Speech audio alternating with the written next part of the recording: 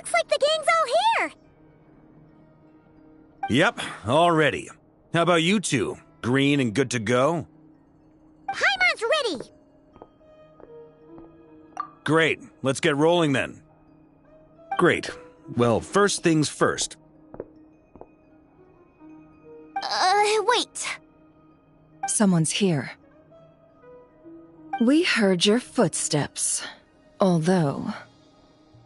You've been here for a while now. I take it you followed the Traveler, but I don't sense any ill intent in you. Come on.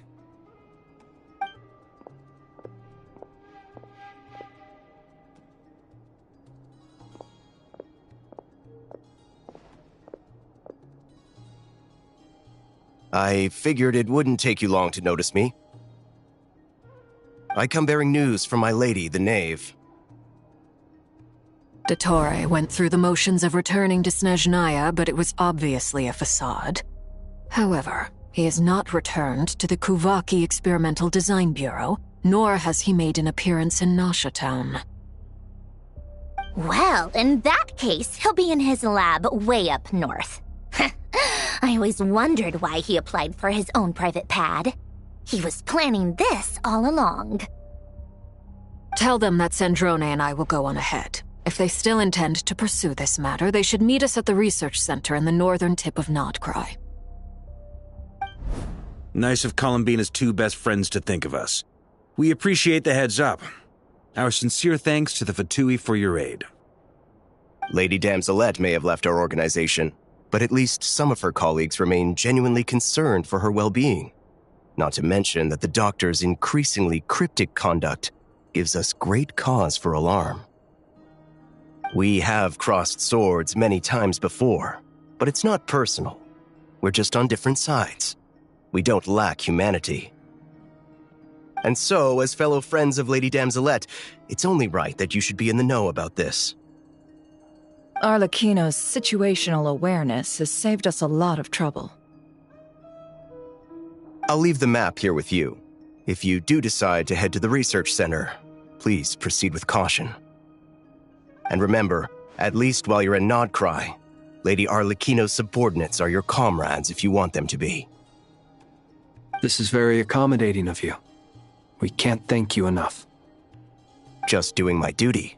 I shall take my leave now. If you need us, you'll find us at the Experimental Design Bureau.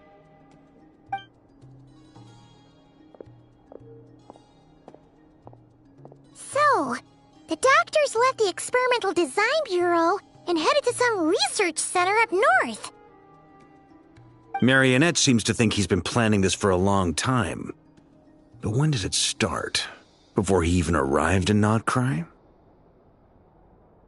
It seems his loyalty to the Tsaritsa is lip service at most. Behind the scenes, he may even be working against her. Whatever his motives, we know that he's decisive and incredibly ruthless. Facing him unprepared would be a recipe for disaster. At this stage, it's difficult to predict his next steps. I suggest we split into two groups. We need some people to stay behind and guard Nasha Town.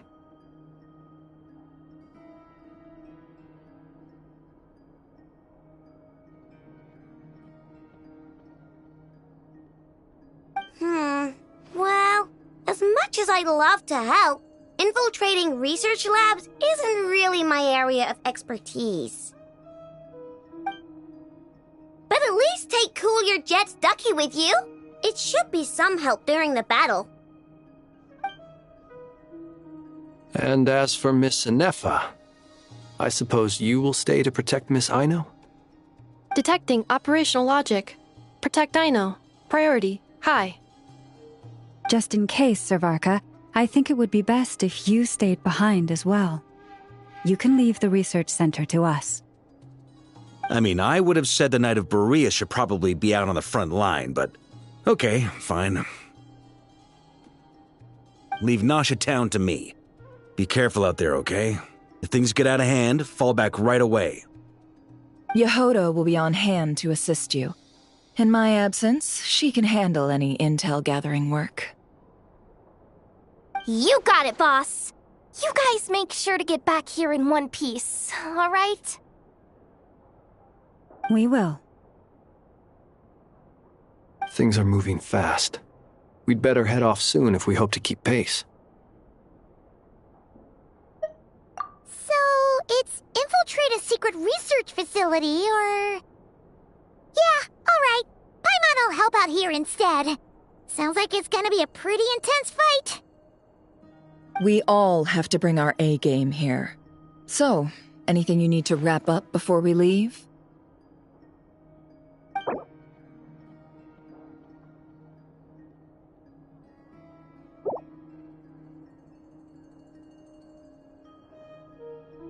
Then you'd better get going. Very well.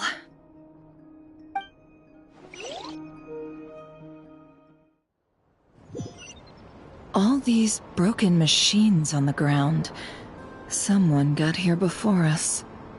Could it be Arlecchino and Sandrone?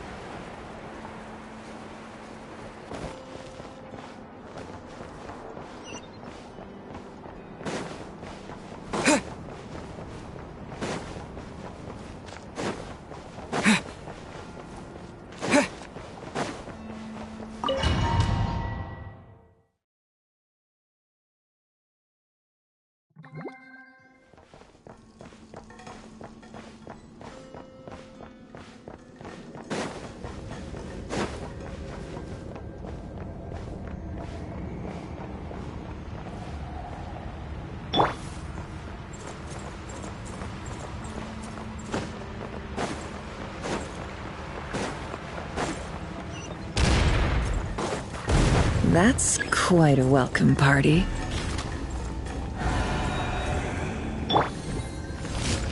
Water jet! Yeah!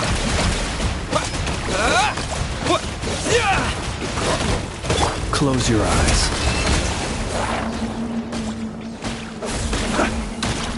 Observe.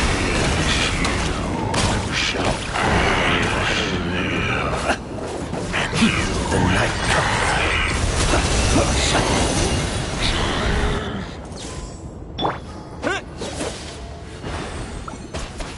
Water jet!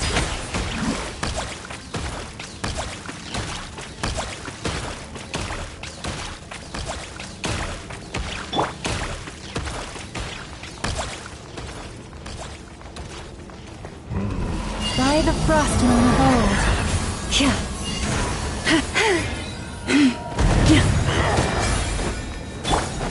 Can't hide the truth. Seek within. No more lies. Close your eyes.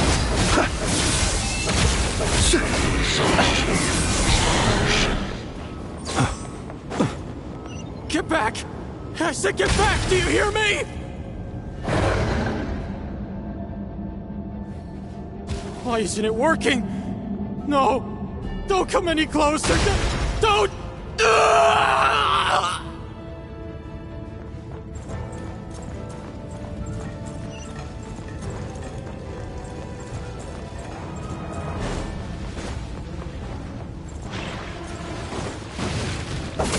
Observe. Close your eyes to dust.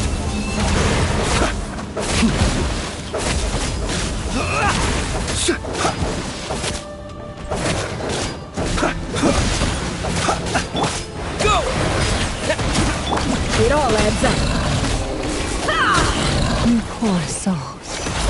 May your spirits find peace. Grab that key on the ground. We'll probably need it at some point.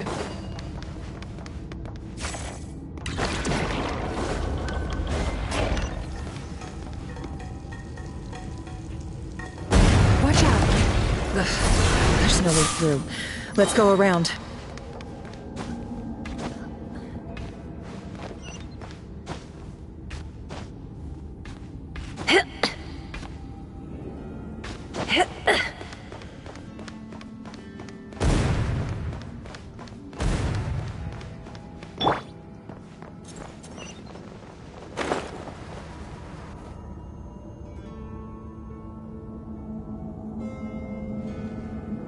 What the?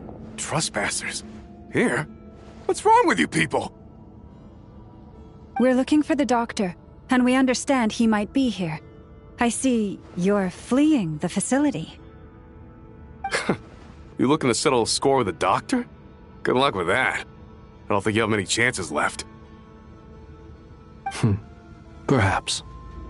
But you might have a chance to live if you start talking. 2 other Harbingers had the same idea as you. They're already inside. But what good is it gonna do? The doctor wouldn't do something like this unprepared. Seems to me that you're not too thrilled about being his subordinate. Also, is it just me, or do I sense monsters nearby? If you'd prefer their company to ours, that can easily be arranged. We need to know what the doctor is up to.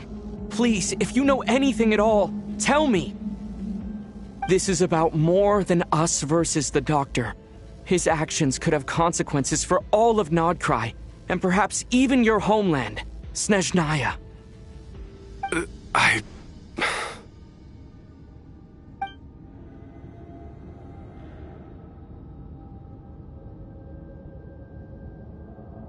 He's building something. Ambitious doesn't even begin to describe it. Feels like this could be the big one. God knows how long he's been planning it. A while back, he told us he'd be returning to Snezhnaya. We weren't expecting him back so soon. This time he brought some gemstones with him, or something. 2 of them. The moon marrow spheres. He stole them from their rightful owner, Columbina. Oh, Lady Damselette? Last I heard, she left the Fatui. Before she went, she told us she'd finished what Her Majesty asked of her, and wished to focus on some personal matters. I remember thinking that leaving us might not be the best choice. I mean, I always looked up to the captain the most, and... Back when this all started, the higher-ups dispatched 3 units to Nodcry to execute their plan. They were led by the Doctor, Marionette, and the Damselette, respectively. I was a part of the Damselette's unit to begin with. She never really interacted with us much. In fact, she seemed sort of detached from everything. Not because she was distracted, just felt like she was indifferent to the world around her. Like she had no stake in anything that happened. She always seemed like she was staring off into the distance. Almost as if she didn't see anything worth living for in the present, so she had to look further afield. That's right. She always used to stare up at the sky. The Doctor used to stand nearby and watch her. Apparently they got along well at first, but somewhere along the way, she grew wary of him, started avoiding him as much as possible. After she left, everyone in our unit merged with the Doctor's. He's similarly indifferent to the world, except when it comes to the moons. He seems to have big plans for them. Right now, obtaining the 3 moons is his #1 priority. He even said if he can only get his hands on 2 of them, he'll create a 3rd one himself. How would he create an artificial moon marrow? Maybe the knowledge he gained from the Hyperborean phantoms has something to do with it. Thank you for cooperating. We appreciate the level of detail. I get the sense that you'd serve under Columbina again if you had the chance. Would that be fair? No, she's no longer a Harbinger. As a member of the Fatui, my loyalty will always belong to the Tsaritsa. I'm only telling you all this because I don't completely trust the Doctor. His actions do not align with the goals that first brought us to Nodcry. I understand. We'll do everything within our power to stop him. The Knaves unit is based at the Kuvaki Experimental Design Bureau. Maybe you can seek refuge with them. Well, now we know what's going on here. Artificial moon marrow. He's likely well on the way to completing it. Dottore's technological capabilities are far more advanced than I thought. I fear this could get ugly. Everyone, prepare yourselves.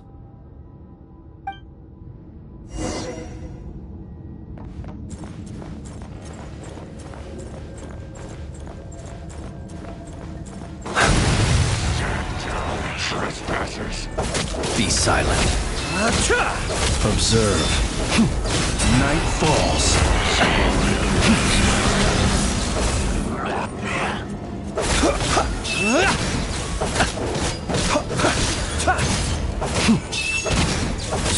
Wipe out! You poor lost lamb. Go!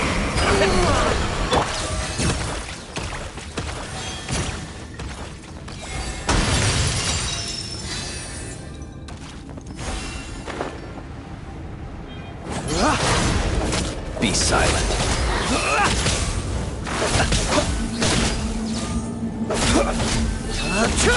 The long sleep beckons.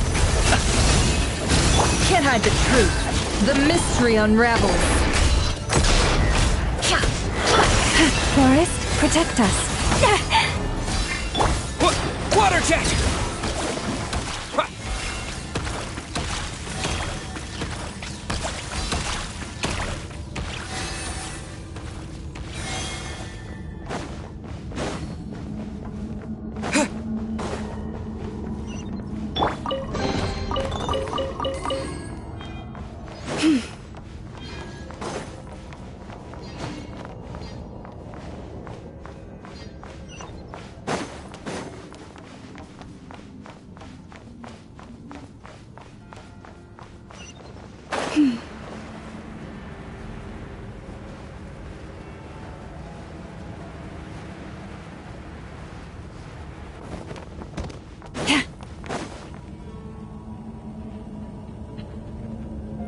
Welcome, one and all. I've been expecting you. I hope my humble research facility is to your liking. Yeah, we really appreciated fighting our way in through a horde of monsters. The gall! You expect us to believe you've just been patiently waiting for us? Of course I have. Should I be worried about something? Everything seems to be going quite smoothly so far, and you've shown up right on schedule. First Sandrone and Arlecchino, now you. Ah, quite a surfeit of guests I've had today. If you were looking for them, I should probably mention that Arlecchino disappeared as soon as she entered the facility. As for Sandrone, why, she stood right here only moments ago, demanding answers from me at the top of her voice. Hardly out of character.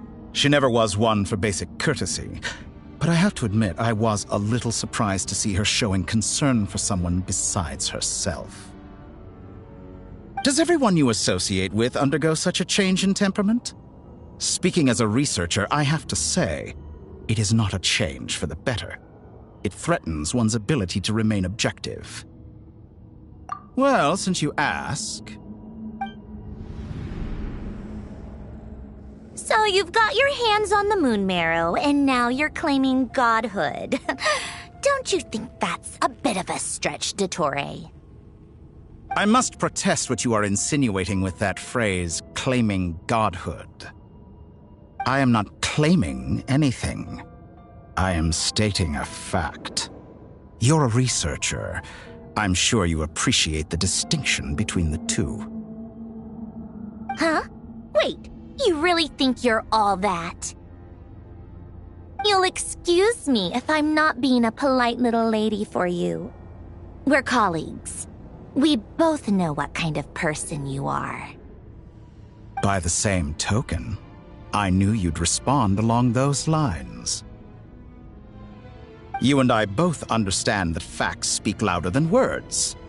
To that end, I've had my people send you a small gift.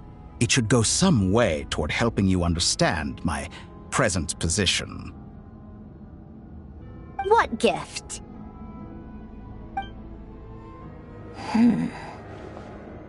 Where have all your troops gone?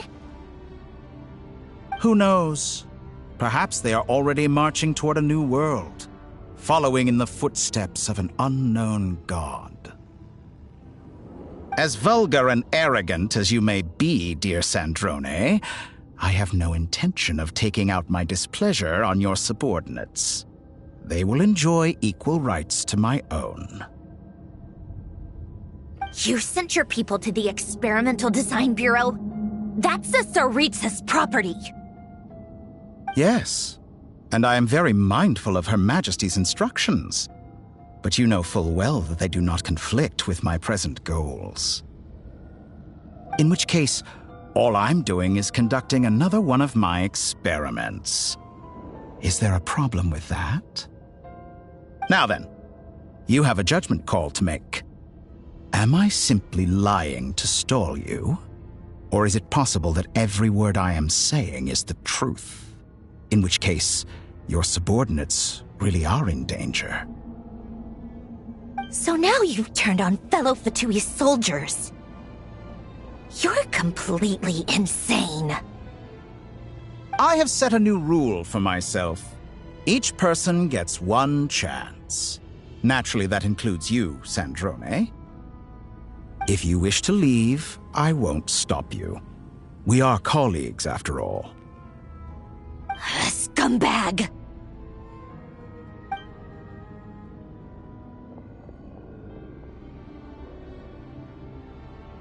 Still, I hadn't counted on Sandrone sparing any thought for the people of this world.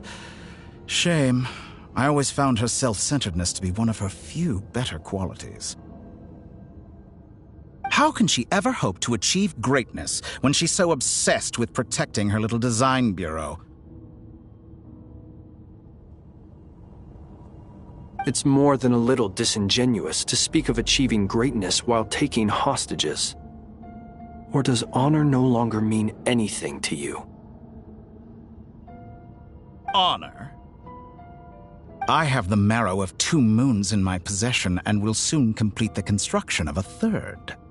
I will be the god of a new world. And you speak to me of honor? How charmingly naive.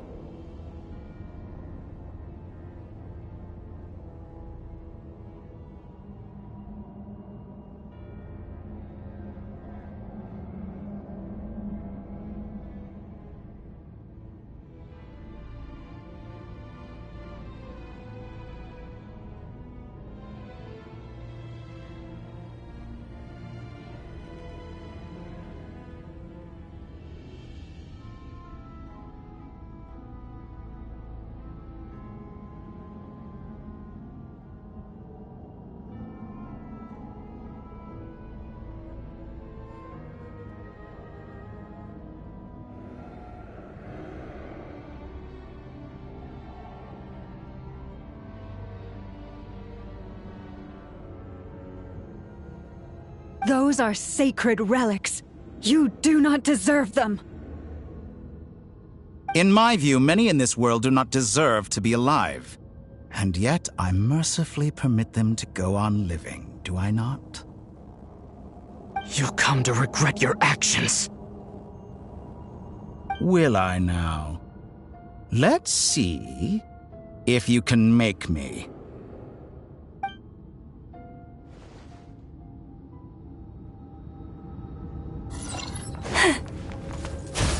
With one heart, we pray. You poor lost lamb. Close your eyes. The night cometh. Seek within. Bombs away!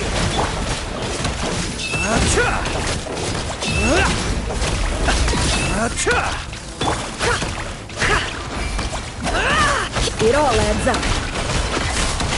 Let's see what you're made of. You won't feel a thing!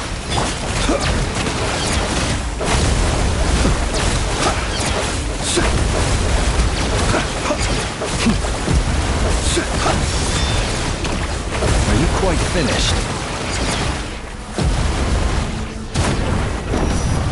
Arlecchino! Thanks for the assistance. Arlecchino? They see you as an ally. What a farce. You're clearly here to destroy my research, not me. I say your research is more valuable than your life. Am I wrong?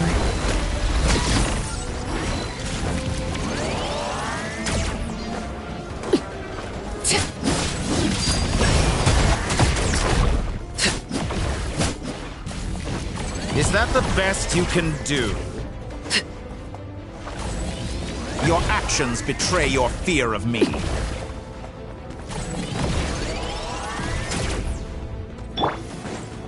Be silent. Beware the creatures of the night.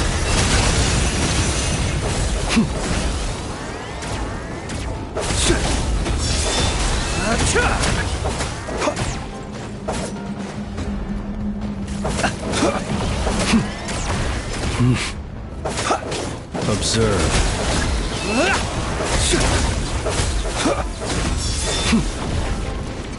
Night falls. Is this all it takes to tire you?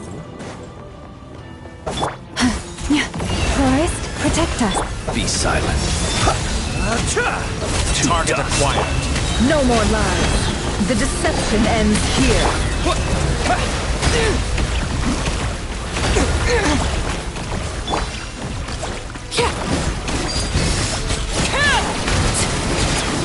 Dottore is too powerful with the artificial moon marrow in his arsenal. Fighting him is futile. Quickly!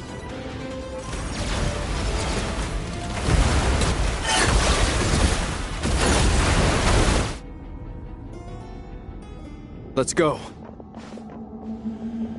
I've always thought it is wiser to flee than surrender.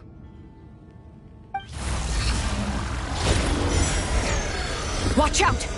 What the? Forget about me! You should... Where's the Traveler?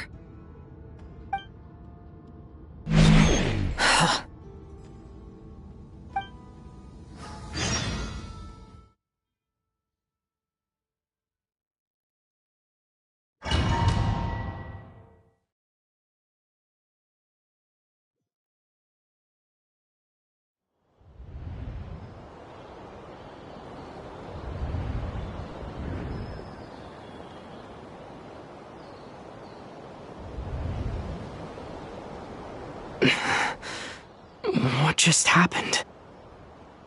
Nasha Town? How did I get here? Strange. I remember being trapped by Dottore during the battle. And now all of a sudden, I'm here. Something weird is going on. I guess I'll start by exploring the area. Huh? Traveler? What brings you here at this hour? Huh? What are you in the mood for today? A hot dog? Or something else? We've got some special discounts at the moment. Want to see the menu? Sorry, I'm not hungry right now. Ah. Well, feel free to take a seat for now. Let me know if you change your mind. Everyone seems to be acting normal. Am I just overthinking? Oh, darling, look who it is. One of our regular customers. Get the Traveler something to eat, would you, dear? Wait, why is he talking like that? Well, I'd love to, but can't serve a customer unless they order something. Anyway, I take it your business is wrapped up? Yes, thankfully. It was a long trip, and it's left me feeling pretty exhausted. But the upshot is, I won't have to leave again for a good while. We can have some quality time to ourselves. Wait, these two are a couple? I see some kids around too. I didn't know they had a family. Hey there! I haven't seen you in ages! What's keeping you so busy? I've been looking forward to playing with you again. You forgot already? You're silly. Daddy brought you over to our house recently. We had some snacks together. What is she talking about? We've had a lot of customers over the last few days, so we've been real busy. And like my mom always says, some people are more than just customers. They're friends. Oh, another customer's arrived. I better go see what they want. This is all wrong. I never once heard the owner of this restaurant talk about their family. It certainly isn't a family-run business. And that child? I don't recognize her at all.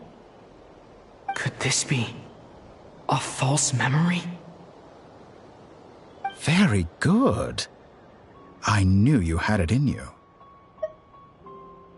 Aren't you going to try the house special? When did he show up? No.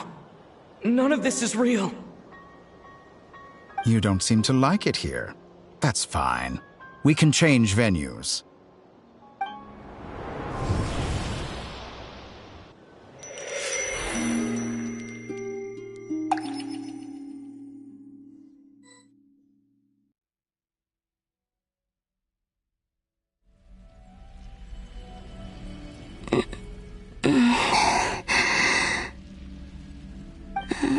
I'm still alive. Where is this place? It took all my strength to open the moon gate, and then I leapt into it. So this is the moon's reflection? The mysterious realm beyond the gate?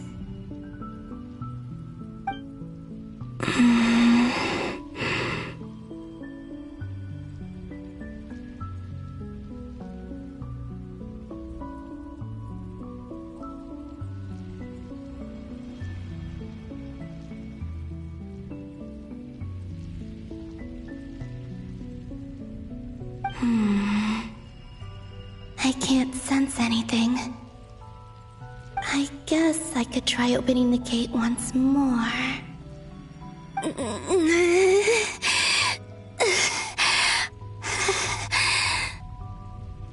No response. Maybe this space can't be opened from inside. If this was the space that killed both Revier and his lover, then why am I unscathed? Or... no, I'm not unscathed. Even the air here feels...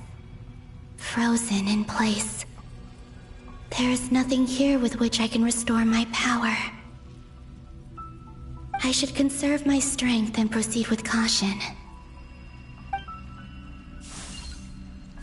I don't believe Dotori's scheming will stop just because I escaped. If there is any chance that I can get back to the others, any chance at all, I must return.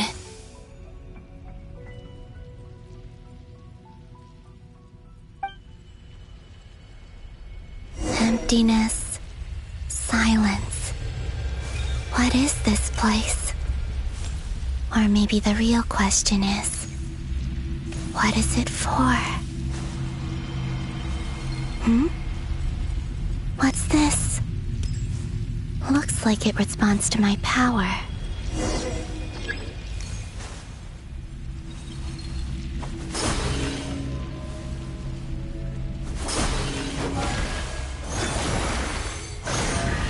Golden. Like Kuvaki. Is it some sort of guide? And why does it feel so familiar? I might as well follow it.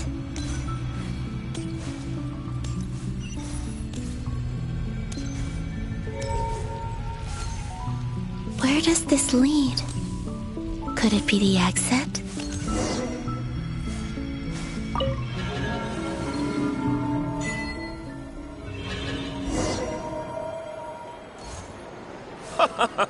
Welcome home, Moon Goddess. Is this... Nasha Town? But... isn't Moon Prayer Night over already?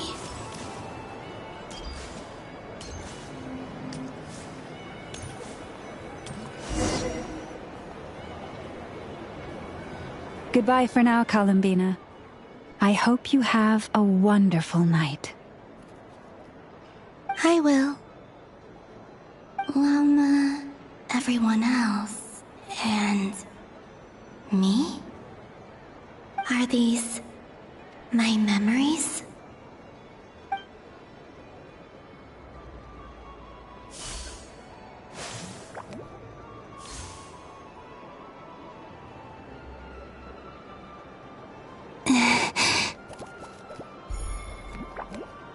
I can't touch them. It's as if we're separated by some impenetrable power.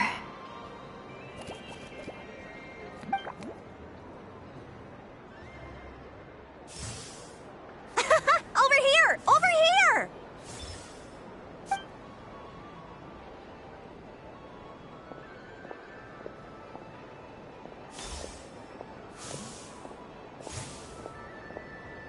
But the people in these memories pass right through me. Just like when I disappeared. If only I had known what would come to pass after that. Even so, I should still take a look around. Just being back here. It gives me the strength to keep going.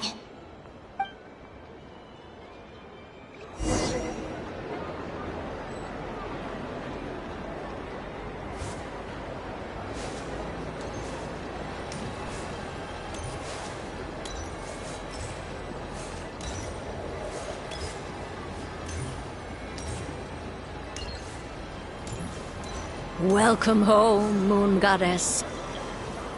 Oh, you're the genuine article. Alice was right. This Moon Prayer Night was worth watching after all. Oh? Yes. That was the fortune-telling stall run by Barbeloth from the Hexen Circle.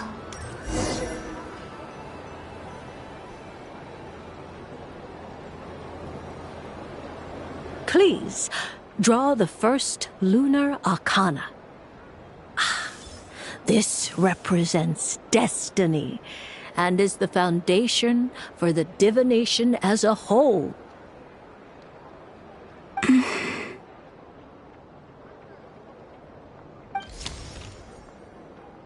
My destiny.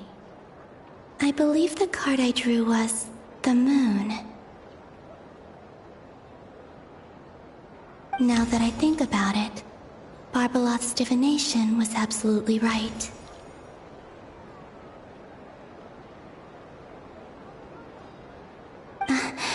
It's almost time to draw the last card.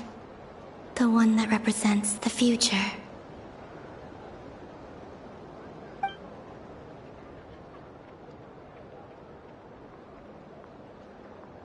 That was the card that popped out on its own. From here, I think.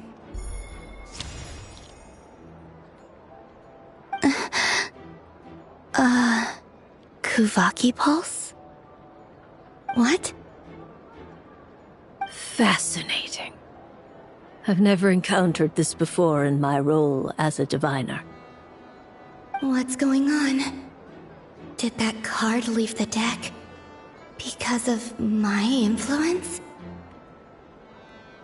All I did was try to touch it, and then... Maybe this memory space is not untouchable after all. Are there weak points in the barrier? Or... is it possible that there's more to this space than my memories alone? This card is death. I need to get to the bottom of this. I'll try touching something else.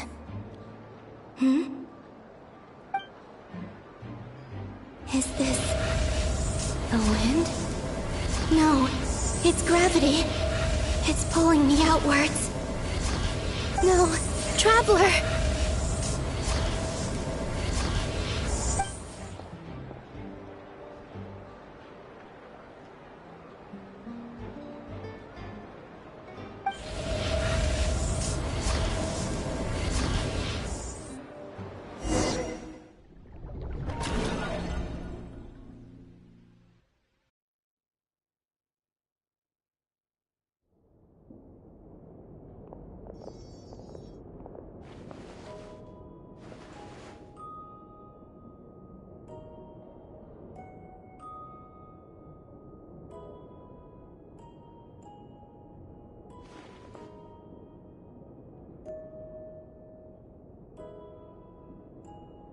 Haimon, listen to me. From the bottom of our hearts, we are so sorry. We completely understand how you must feel.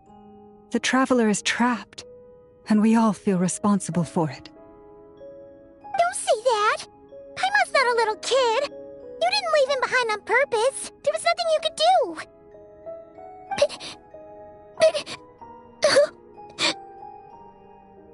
he's all alone in there! What if something happens to him? What are we gonna do then? We've barely spent any time apart since we met. Is he gonna... die? We must find a way to rescue him. We were all involved in the operation where he was captured, and we do not abandon our comrades. That being said, it won't be easy. Through conversation with the others on our return, we've arrived at a basic idea of what we're up against. Dottore's lab has clearly been in operation for a lot longer than we realized. We found many monster samples stored there. In all likelihood, they were materials he used to research his latest technology. We also know that through his contact with the phantoms of Hyperborea, he gained knowledge about the moons and certain Hyperborean technologies. Using this knowledge, he then fashioned an artificial moon marrow to serve as a replacement for the frost moon beyond the sky.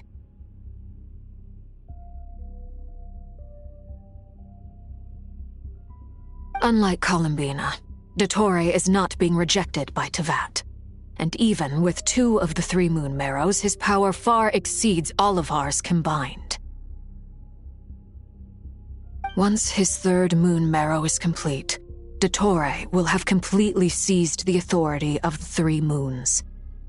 Tevat's most primordial powers will then be in his grasp. Does that mean... I'm afraid so.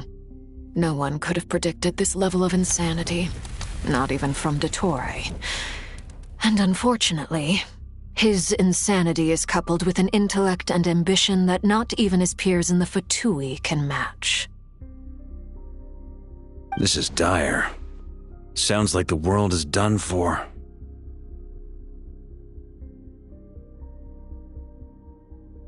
The three moons' authority can influence the very fabric of time and space.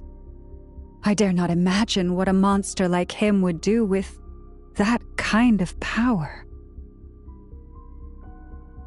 The trouble's already begun, I'm afraid. On our way back, we discovered that part of Nodcry is being enveloped by an unknown energy. We cannot ascertain what is happening inside. I'm convinced this is Dottore's doing. Not that there's any way to prove it. The issue is, we have no idea what his intentions are. The only thing more frustrating than facing down evil is knowing that it will surely come, but not knowing when.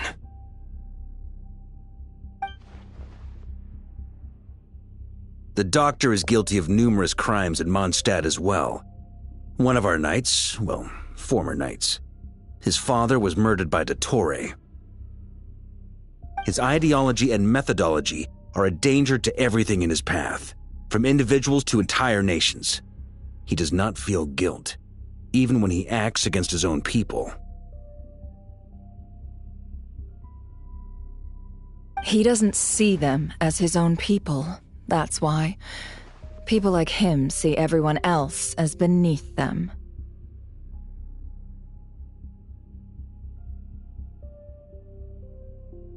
Right. He views other people only in terms of how they can benefit him. That's the basis of all his social connections. Granted, he's hardly the only harbinger to pursue their own interests. We all do. And Her Majesty is gracious enough to permit it. Still, her mercy has its limits.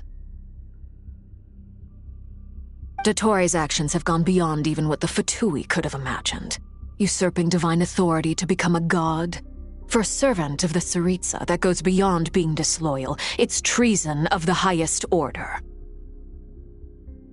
We can't expect him to heed the Tsaritsa's will once he gains the Three Moons' authority. Even we harbingers consider him the most self-interested among us. Poor Traveler. Of all the people to get caught by... We have to go save him right now!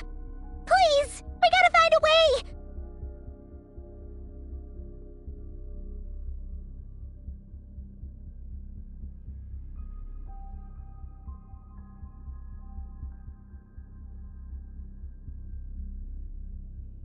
Paimon, I promise you, we are with you all the way.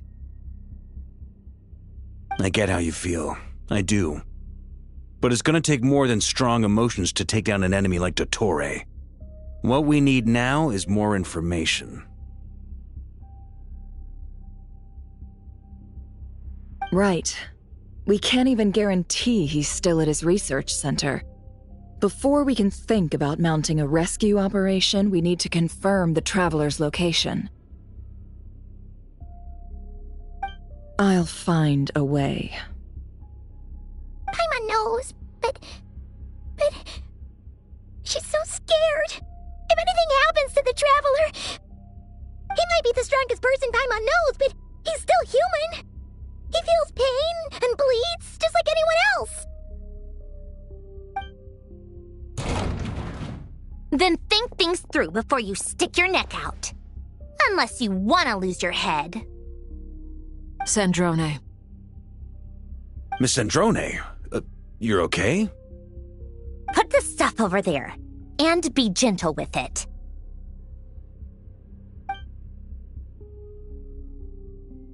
Am I okay? As you can see, I've had to move my whole livelihood out of the Experimental Design Bureau. It's been swallowed up by Dottore energy field. If I'd left it any longer, I probably would have gotten stuck there. Ugh, Dottore always goes a little loco when he finds a shiny new toy. Not that he'd ever admit that. But this time, he's gone full psycho.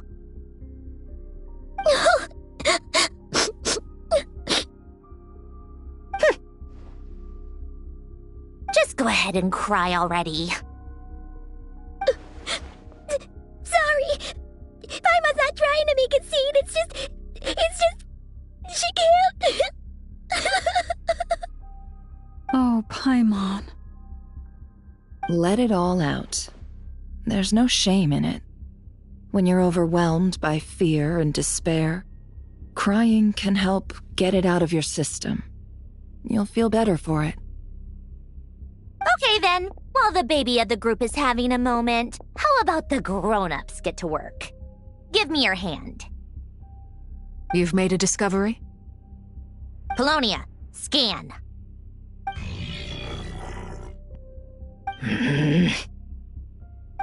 You, hand, now.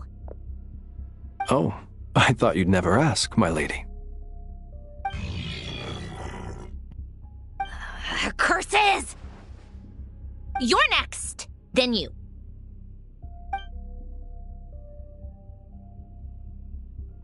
Dottore, you son of a... He's done something to us! Everyone who entered his research center has been implanted with some sort of curse. I don't feel anything unusual at the moment. Does that mean it hasn't activated yet? Is there a way to figure out its purpose and what might trigger it? My best guess is Dottore created it using the Moon Goddess's powers. 1 second, analyzing. Ugh! That friggin' maniac! So, what twisted game is he playing this time? The moment I analyzed the energy composition, some encrypted text appeared in my mind's eye. And when I deciphered it according to the Fatui standard encryption protocol, I got the following message. Feel free to run, or you will perish in nod cry. He's mocking us. Yep, he loves to toy with people. Only in this case, there might be more to it. But I didn't detect any murderous intent or malice either in the message or the curse's energy. As if this is him at his least malicious. Or perhaps all people are cowards in his eyes. Maybe he thinks the threat alone will be effective. What a despicable person. And he has the Traveler in his grasp. If I may, as unhinged as Dottore may be, he has always exercised great patience with the objects of his interest. I remember a comment he made when we first arrived in Nodcry. He said, "This world is, on the whole, an exceedingly dull place. But at least there are a few intriguing features, such as the gods, or the Traveler. Presumably, they interest him because they're unknown quantities. He wants to understand as much as he can about them." Agreed. The Traveler is Tevat's fourth descender. All Harbingers are aware of this. Since Dottore took such pains to capture the Traveler, he is unlikely to kill him right away. Okay, but we still have to do that rescue operation. Of course. I also think we need to read between the lines with Dottore's message.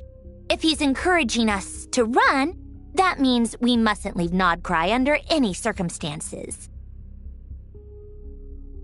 My guess is, his curse will only trigger if we leave.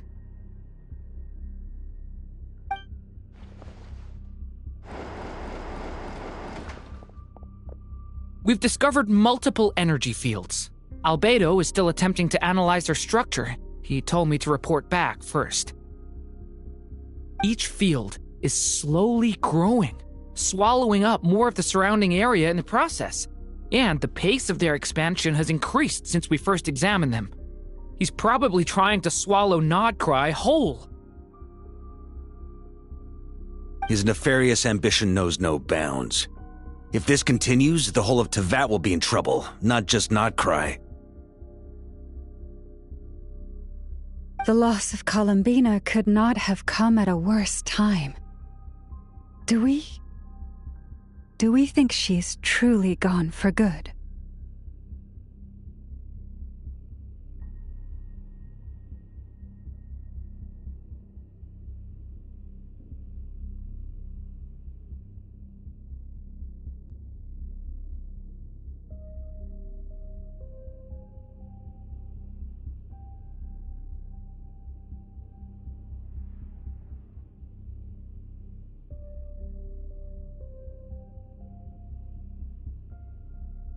She entered the space beyond the Moon Gate, knowing what became of Rerir and Thelindis.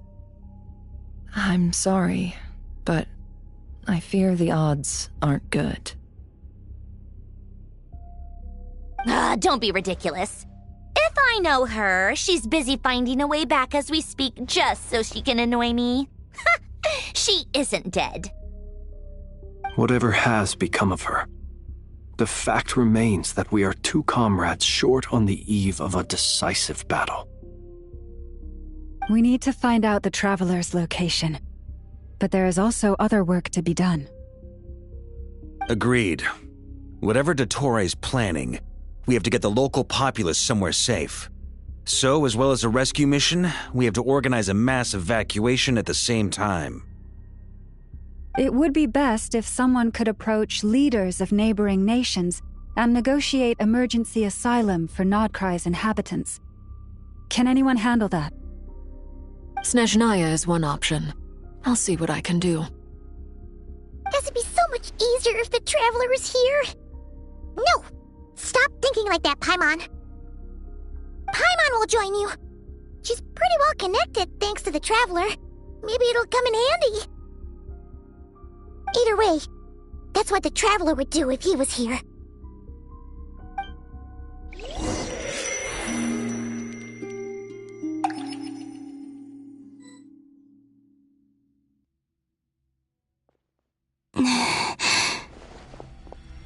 Back here again. That gravitational force that pulled me back. Is this where it came from? When I saw that memory of Moon Prayer Night, I think I influenced reality. Was it just a coincidence? Or... if only I could have sent the others some kind of warning on Moon Prayer Night. Maybe we could have stopped Dottore.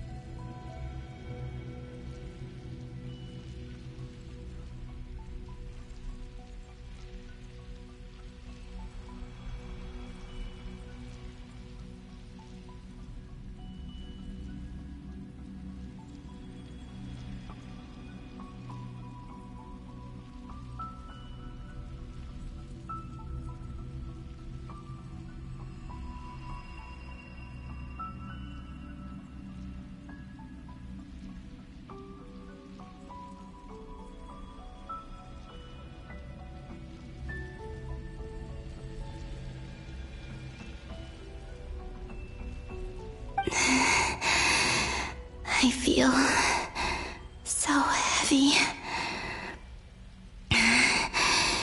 Does entering that space consume a lot of energy? so, I have to keep moving forward.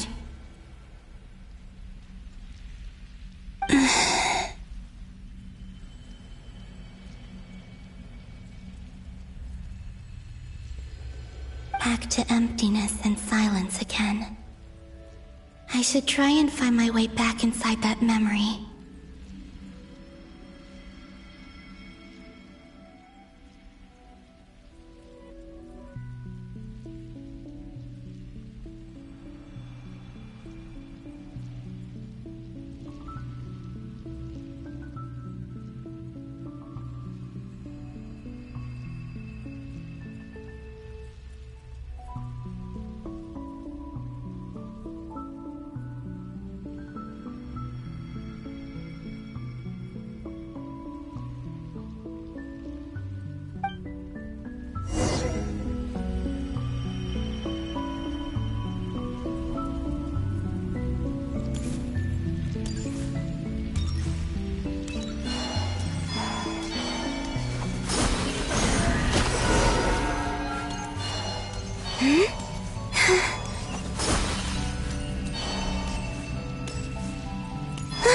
The entrance from last time isn't showing up. What am I missing? Looks like I need to gather these scattered fragments.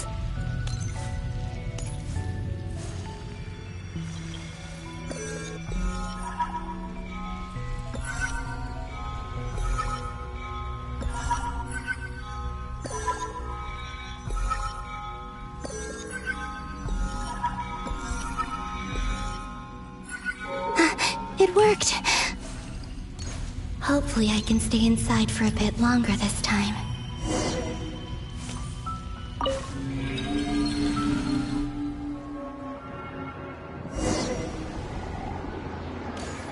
Ad Astra Abyssosque. Welcome to the Adventurers Guild. What? This doesn't look like Moon Prayer Night. Extra, extra! Latest issue of the Nasha Express! I don't think I've ever been here. Maybe this space isn't comprised of my memories after all. There aren't any festive decorations around. Is this Nasha Town after Moon Prayer Night ended? Did Dottoro's plan not affect the town? Or is no one aware of what happened because he used the Three Moons' authority? Let me see if I can influence anyone else. So, what do we do next? Wait, that voice. Paimon? The most important thing right now is to find that mage. Lauma the Traveler and Mr. Varga are here too. I'd better go pay the Fatui a visit. Traveler!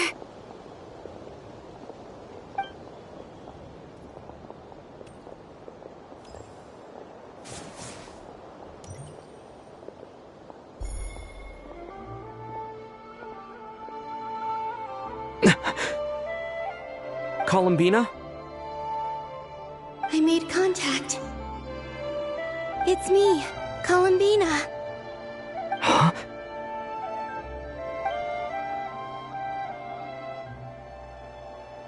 Traveler?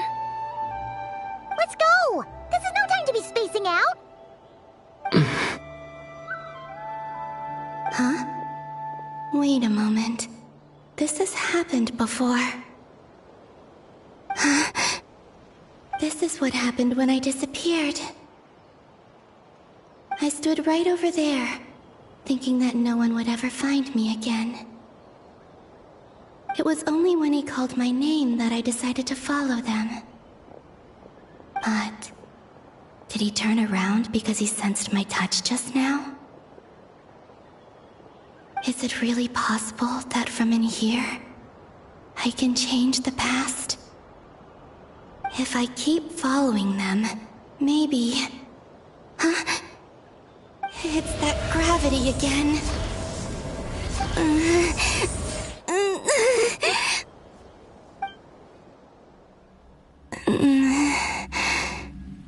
Every time I influence reality within that space. This force intervenes and pulls me back. It's as if it's trying to stop me from leaving. I'm getting weaker and weaker.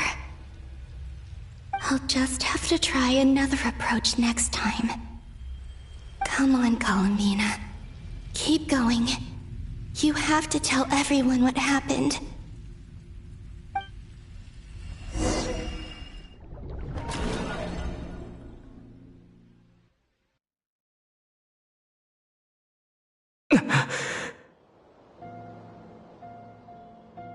Suddenly, I've been plunged into darkness.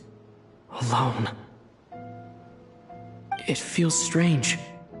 As if something has grabbed hold of me. Is Toray now powerful enough to interfere with space itself? Look at you, standing so still in total silence. I almost didn't recognize you. Hello there, traveler. He seems to be in a good mood. Wait, what's that behind him? Ah, so you noticed. This is the completed Trilune. 2 primordial moon marrows and 1 artificial specimen. You are wary of it. Good. Maintain that reverence. You performed well in that recent battle. Brave and reckless as always. Courage is the sign of a true hero, and impulsiveness is the hallmark of those who strive to advance. I say this not to belittle you. Most creatures are far more timid by comparison. 3 moon marrows? Does that mean the artificial one is now complete too? Well spotted. What do you think? For a replica I built myself, I dare say it looks the part. Dottore, are you planting illusions in my mind? I have no interest in fooling your eyes. On the contrary, I hope to show you the true essence of all that you see before you. Is this not a beautiful city? People live in peace and find joy in their work. The streets are safe. People can even leave their doors unlocked at night. You might say it is the Elysium everyone dreams of. All available data indicates your values and worldview conform with the mainstream. This kind of society should be quite to your taste. False beauty is deceitful. Lies are to no one's taste. I wonder, is it your moral standards that are too high, or your expectations of reality? Answer me this. If someone existed in a sweet dream from the moment they were born, a dream in which they never once felt pain, which do you think they would consider superior? The dream or the reality? That's pure sophistry. It has nothing to do with your actions. As I suspected. You have yet to understand all of this for what it really is. What do you want from me? You sound impatient. Do you think the only reason I'm keeping you is because I want something from you? If it's not, then why haven't you killed me yet? No one can stop you if you're as powerful as a god. I'm delighted you recognize that fact. I believe we last squared off in Sumeru. Ah, the memories. How time flies. You and I have both grown. I'm not surprised that Arlecchino and Sandrone worked with you. You've always a way of slowly but surely ingratiating yourself with all levels of society. People laud you as a hero, but I suspect there's more to it than that. Oh, but to be clear, I don't say that to flatter you.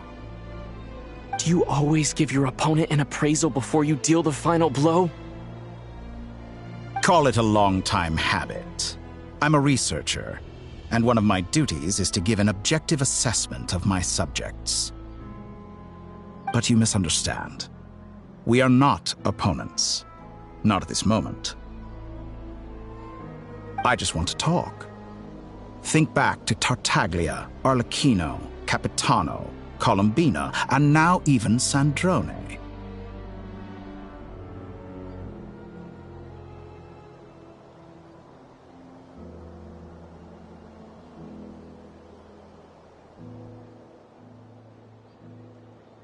You've worked with each of them in the past.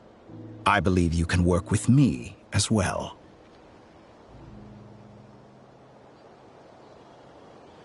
What makes you so sure? Well, why not? Should the good associate only with the good and the bad befriend only the bad? I like to think we could have a more mature relationship than that. Surely you don't think all your relationships are grounded in friendship or shared ideals? People come together because it benefits them to do so. If you think of the people you admire, you must surely admit that they have provided some benefit to you. Morality, ambition, dreams. People have plenty of words to embellish the nature of their relationships. But once you break free from those ethical frameworks, you will see that the only thing connecting the two of you is mutual benefit. And that is what I'd like to talk to you about.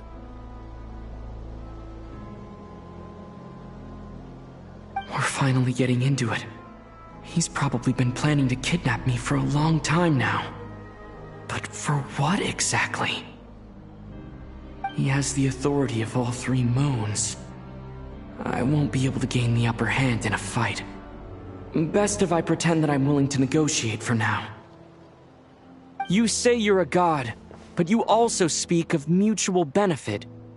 What could a god want that the three moons cannot provide? Excellent question. But before I answer, I would ask you the same thing. Gaining Colombina's allegiance was a rare and extraordinary feat. But the Moon Marrows are now in my hands, and I have the edge over her. For this artificial moon is not being rejected by Tevat. Her identity and lineage may have been a thing of glory in the old world, but they were also shackles that prevented her from ever integrating into Tevat. I, on the other hand, you may view me as a thief, but I have overcome that limitation. So what is it that the three moons cannot grant you? What stops you from negotiating with me to get what you want? I don't make deals with lying psychopaths. That's quite an accusation. Are you expecting me to get angry with you? Well, this is one aspect in which my personal growth has served me well. In the past, my less mature self might have been disappointed, perhaps even angry, over a small setback like this. Like when you and Lesser Lord Kusanali joined forces to oppose me, for example. But things are different now. Just as the rich do not quibble with the poor, I no longer find myself perturbed by these trivial affairs. Human relationships end with conflicts of emotions and interests. But relations between humans and gods are different. And ours is even more unique. I have ascended to the highest heights and laid claim to unprecedented horizons. And you were no ordinary person to begin with.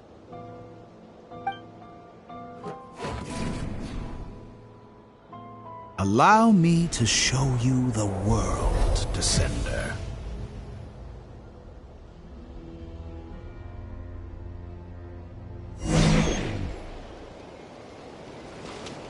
To stand, walk, jump, sit, and lie down.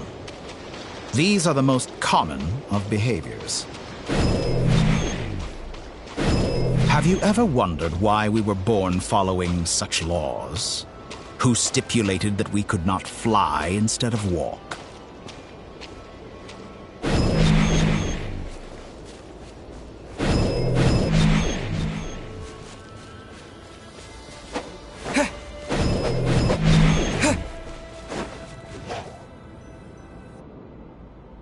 Someone of your talent and experience must surely know of the 4 great rulers who serve the heavenly principles.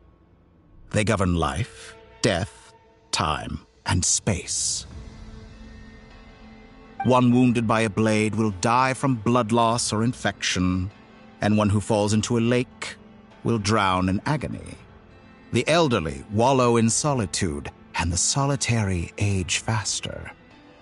Eventually, new life is born, only to embark on the same path of suffering. These 4 divisions anchor the world and shackle those who live in it. But they themselves transcend its boundaries, squandering the power bestowed by the heavens. All who live yearn for equality, but unless the gods prostrate themselves and profess that they are mere servants of the living, equality can never exist. Who makes the rules we must live by? Who has the right to restrict us?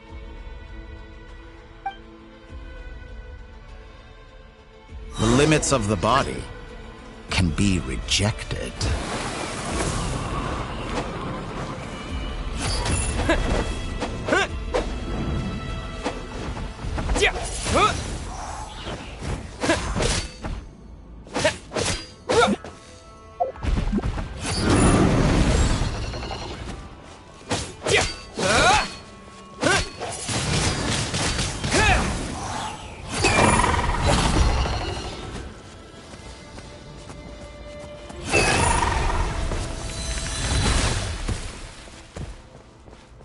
How does it feel to be among those with absolute power?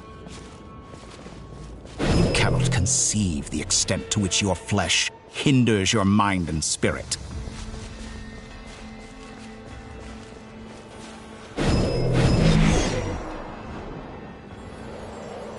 Only by discarding our useless, primitive eyes can we perceive a new world. How narrow-minded we all were in the past. Why should the final answer of the world not be the power that predates those of life, death, time, and space? The power of the Trilune. Through it, I have glimpsed new experimental possibilities. Nature suppressed, authority exiled, souls controlled.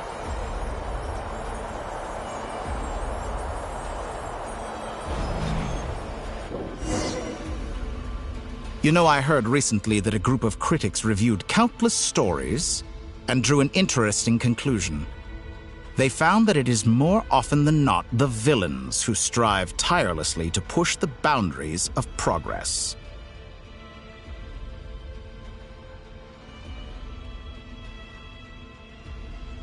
In fact, long before this, someone voiced a similar idea in an academia editorial. I felt a great affinity with this perspective. I have never been afraid to step up and play the role of the villain. Fanatics are trampled down for their transgressions, and those who transcend are rebuked for their audacity. And so, the majority of creatures are too timid to follow my lead. But all sacrifices made during my experiments have been worthwhile, as you can now see. I can offer you something new, something unique, precisely because I am a villain.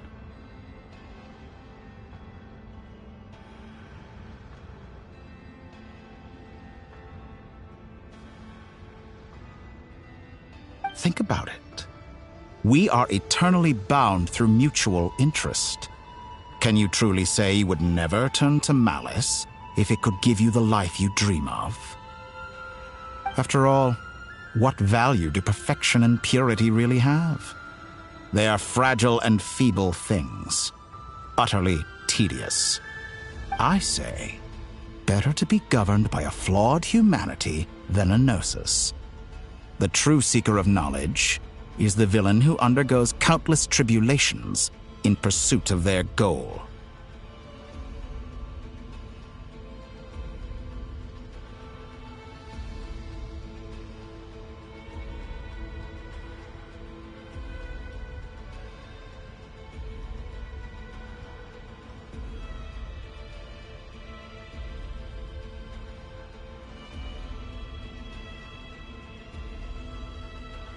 I'm sure many people have told you that you're different.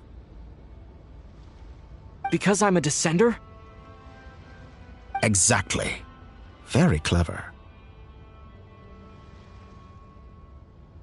But what has that got to do with you?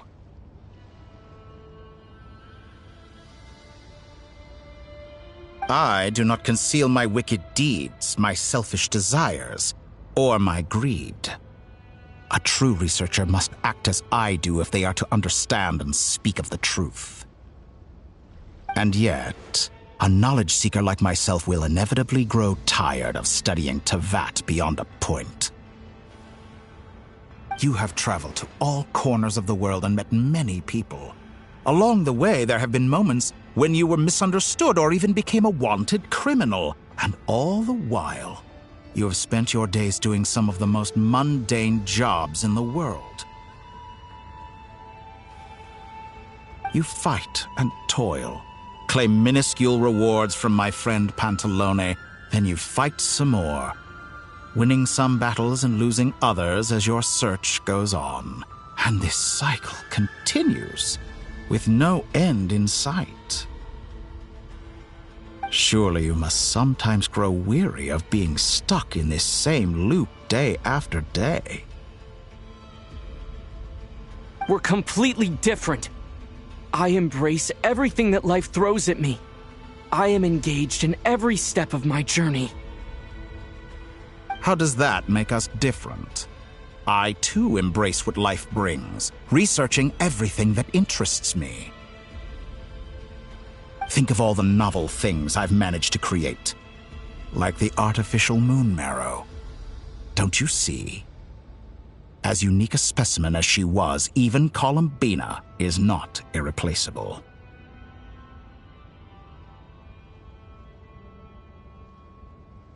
Take that back!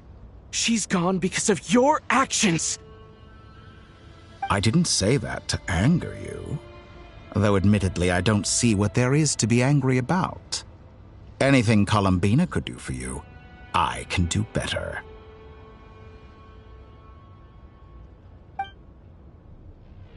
I know what your ultimate goal is. You wish to walk the path your sister walked, and seek answers from her at the end of that journey, don't you? Someone like you could never understand what it feels like to care about another person the way I care about her. Perhaps not. But that doesn't mean I can't help. I could find your sister right now, bring her before you, and make her give you the answers you seek. Don't be so presumptuous. You'll never begin to understand the situation between us. Oh, no. This is no presumption. I'm only offering what I know is possible with the power of the Trilune. But it seems like you would sooner continue with your journey through this world. Why? Do you truly desire this journey? Or is it simply a necessary process from which you cannot escape? Think of all the time and energy you have spent, everything you've had to endure just to make it this far. Is this really what you want? Or has your hand been forced by the promise of that final answer? Yes, you have made many friends. But do they ever spare a thought for the void in your heart and what it yearns for? What you want is not friends. It is family. But do they know this? I, on the other hand, am far more considerate.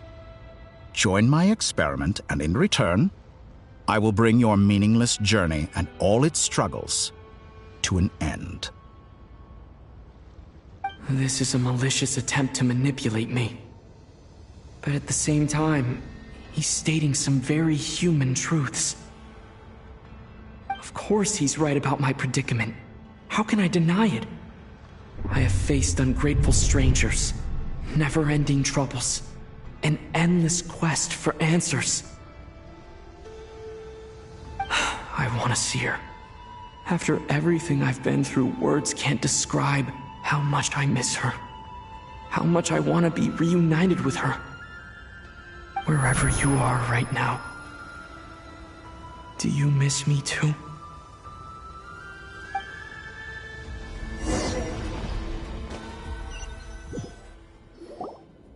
All right, everyone. Our next mission is clear. We need to contact all the major organizations, explain the situation to the public, and then begin the evacuation.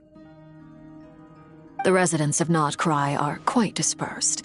The two most populated areas are the Southern Isles and Pyramida.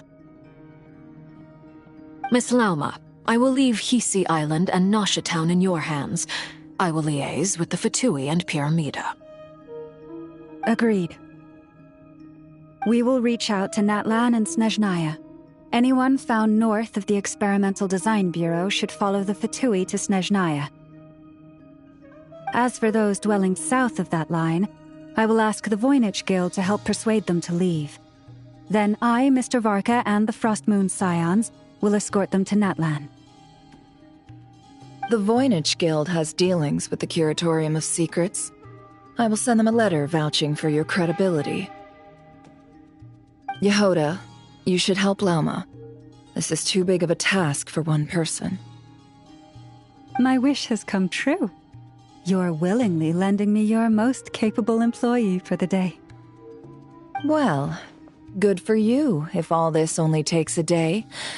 Of course, if it takes any longer, I'll be charging a fee. Boss, wait! Don't I get a say in this? Oh, I'm sorry. Something to add, Yehoda? Well, no one's more important to me than you, boss. And remember how Lauma healed your eyes after that big battle? I think that's worth at least 2 or 3 days' work for the Frostmoon Scions. Are you completely incapable of acting in your own self-interest? Or do you simply devalue your own labor? Are you sure you don't want to come with us? Who will see to our other work if we're all busy evacuating residents? Sandrone insists that Columbina is still alive, and we have a traveler to rescue. There's much to be done. But boss, I'm just worried that... Well, Nefer, I'll link up with you once my tasks are complete. What makes you think I'd need you to do that? I'll need it. And considering the way you approach certain matters, I think you'll be better off with me present. That's quite enough. Just focus on your work first. I bet we're in for an uphill battle here. But we can help out too. Inefa and I are gonna help Nasha Town's residents carry their stuff. Loading schedule. Store essential local research data and technology samples, then escort the people to Natlan. Understood. I will execute this to the best of my abilities. Great stuff. Thank you, ladies. I've contacted the Lightkeepers. A colleague of mine will join us shortly. I will persuade them to conduct a thorough search of the region to ensure that no civilians get left behind. As for me, I guess I'll be making an early return to Sumeru. I think it's important that someone informs the Dendro Archon of what's going on in Notcry. Roger that. Someone should inform Mondstadt, too. Mr. Duran, can I trust you to handle that? I think you fly faster than any of us can run. As an added incentive, get there fast enough and I'll see about getting your gliding exam waived. Really? Ha! Mission accepted, sir. I intend to stay behind and help Miss Sandrone with her research. She has some alchemy-related questions that she'd like me to explore. She recognizes your expertise, then. I wish you a fruitful collaboration. Thank you. In truth, I was surprised to hear her express an interest in subject matter outside of machines. I believe she has been investigating some Fontanian technology recently.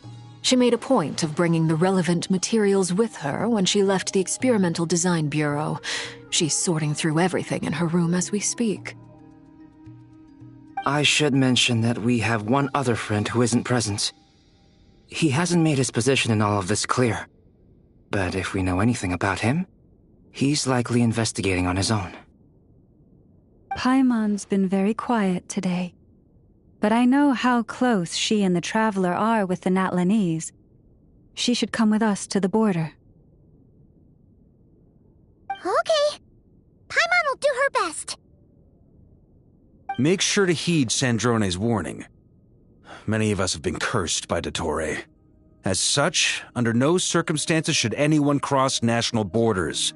Remain within Nodcry. That aside, personally, I have faith in Columbina. Things look grim, sure, but who knows how it'll play out. Same goes for rescuing the Traveler. Both of them are important allies and friends.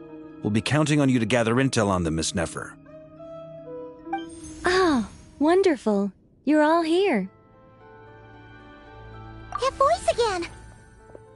Nicole? Whoa, that was loud. And it came out of nowhere. So mysterious. Sorry, this is the only way I can speak to you all right now. Please accept my apology. Anyway, time is short. I'll cut to the chase. We're still facing quite a catastrophe here at the world's borders. Alice has roped in every Hexen Circle member she can get a hold of. Except for me. She told me I had to come and help you all out as a matter of urgency. I quote, "You love talking, don't you? Well, now it's finally your time to shine. Take these. Make sure the whole party gets one each. You'll be in charge of making sure everyone stays connected." Huh? Is this a Dodo communication device? Scanning. Unknown device. Analyzing. Unknown device. Conclusion. Cute. Affirmative. It is cute and good. I believe that I quite like it. This is no ordinary Dodo communication device. It's my very own special modified version, specifically... sorry. I almost went off on another tangent there. Anyway, help yourselves. It will allow us to communicate over long distances within Nodcry. No more worrying about shuttling messages back and forth. What astounding technology. Am I right in assuming that it relies on your personal abilities to function, Miss Nicole? Yes, exactly. Right on cue, Albedo. I'd love to brag to you all about how it all works. But no, next time. Anyway, I'll be right with you all, serving as a communication hub. That's all from me. Head off as soon as you're ready. I'll be staying here to keep watch, and I'll be sending you my blessings.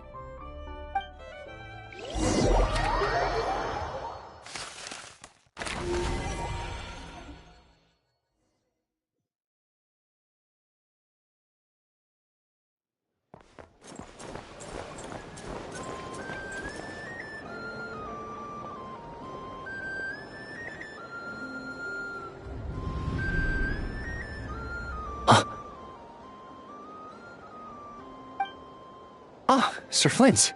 Perfect timing. I just arrived myself. You are most considerate, Master Ilua. But in fact, I know you have been sitting here for quite some time. If you saw me, why didn't you say something? I was curious to see how long you could sit still for. Also, shouldn't you have managed to sense me approaching? That would be a first. You always seem to appear out of thin air without making a peep. Also, how many times do I have to tell you not to address me as master? I don't qualify. I beg to differ. Why should a young man so well versed in social graces as yourself not be worthy of that title? Please, Lord Flint's... Sir Flint's. I'm begging you, don't flatter me into complacency like you do with everyone else. You understand me better than most. My newest acquaintances tell me I love complimenting others. What do you think?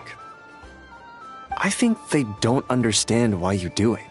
You just love puffing people up till they're a big, happy ball of hot air that floats away into the sky. In all sincerity, I can only hope that they bring good tidings when they come back down to Earth. Is the situation that bad? We just held a strategy meeting. Let me fill you in.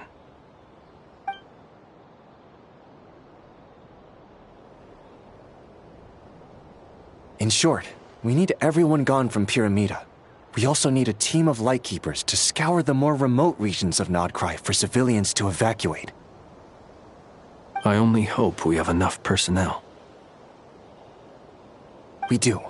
Old Man Nikita will definitely help, and we can recall anyone out on patrol to focus on this instead. Good. I'm sure you and the others will make short work of this. Now, don't forget, once you've completed this task, make sure you and the rest of the team evacuate to either Snezhnaya or Natlan as well. Flint? If you've got something to say, Master Ilua, why not guess what I'm thinking right now? You mentioned that you have something else to deal with later. How difficult is it going to be? I doubt it will be easy. I know you're a Lightkeeper, and it's your duty to protect others in times of crisis. But I have a feeling that you'll be walking into grave danger. However bad things have gotten in the past, Nodcry has never faced a mass evacuation before. But from the sounds of it, you don't intend to come with us. I don't mean to pry, and it's probably none of my business. But whatever it is you're intending, you don't have to go through with it, you know. I've been afflicted with some sort of curse, and I'm told it may well trigger if I set foot outside of Nodcry. As such, I cannot leave. I have to act, if for no other reason than to fight this curse. What? No. Why? Why would anyone want to curse you? There are plenty of people out there willing to trample over others in pursuit of their own goals. Frankly, Sir Flint, I am furious. You're making light of what is an incredibly serious situation. Indeed I am. And? And what? I told you, I'm furious about this. Nothing I can do about it, I'm afraid. Things happen, and we just have to deal with them. If you find yourself feeling angry, perhaps start by drinking a big glass of water. Hey, you mean you're completely unmoved by my anger? I'm devastated. Then allow me to express my sincerest regret. Come by the lighthouse sometime. We'll catch ourselves a few fish, have a little barbecue, play some cards, and bask in the sun. Maybe I need to spell this out. Lean in a little, Flint. Oh my, this doesn't bode well.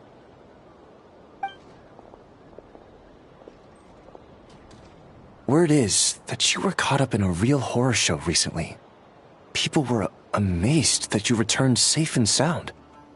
They've been debating whether you're even human. I've returned safe and sound from plenty of crises. When you say people, do you mean other people? Or do you just mean you? Fine. I'll be frank. You're not human, are you? Heavens. Now that's a horrifying thought. You know what? Forget it. We'll revisit this once it's all over. A sound plan. Albeit a little ominous sounding. Just promise me you'll come back in one piece, all right? For you, Master Ilua. How could I refuse? Also, please pass my regards on to our colleagues. Tell them, thank you all for your assistance. Please put safety first as you proceed with the operation.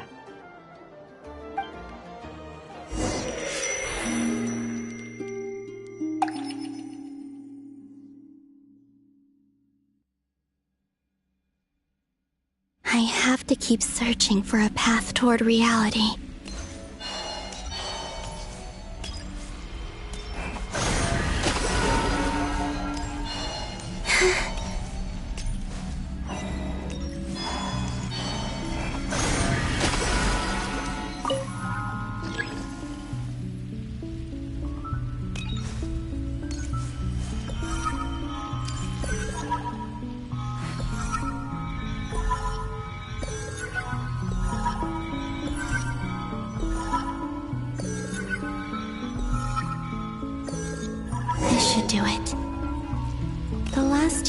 I tried to influence reality in this space. It consumed a lot of Kuvaki. I'll try and be more careful this time. I need to leave key clues behind using less power. I hope everyone still remembers what I said on Moon Prayer Night.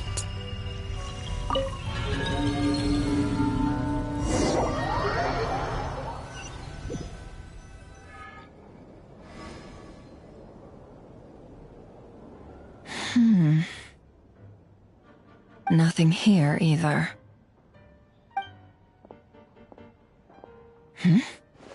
Flints? Ah, Miss Nefer. What are you doing here? Unless... I just spoke with Itlua about arrangements for the search and came for a walk nearby. As for you, why would...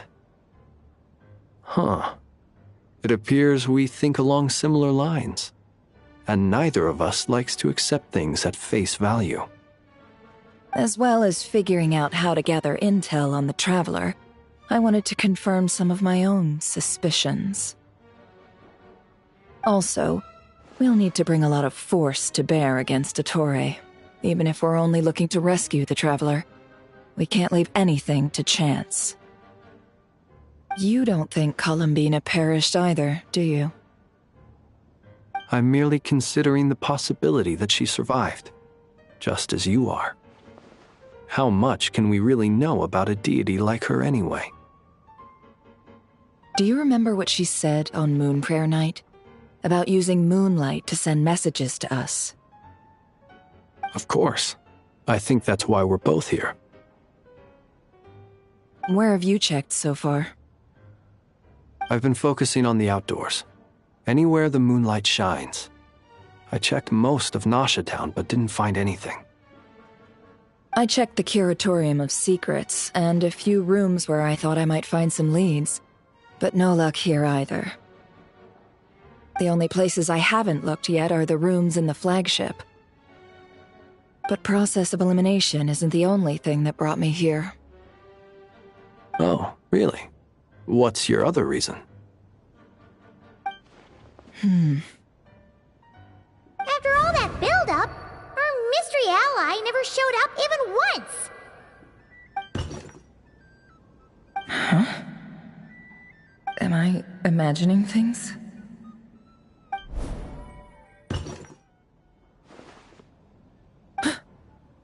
Come on, let's see what's going on.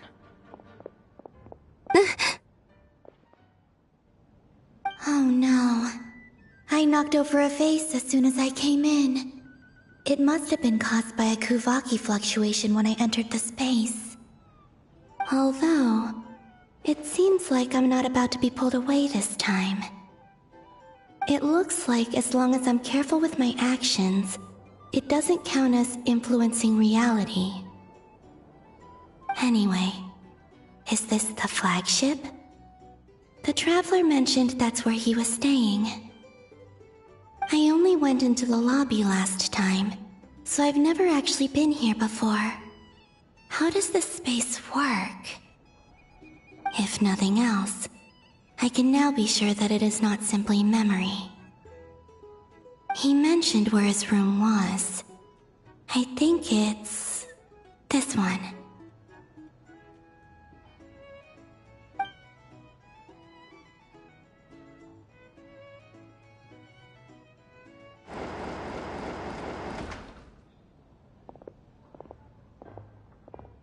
The door is closed. But if this is anything like when I disappeared, then maybe...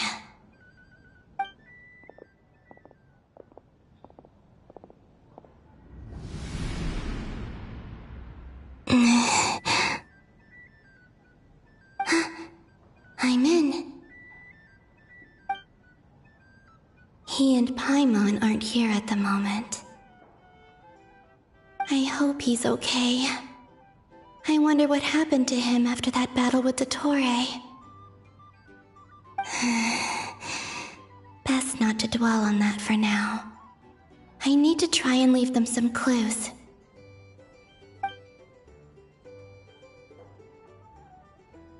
Please, Traveler. I really hope you find this.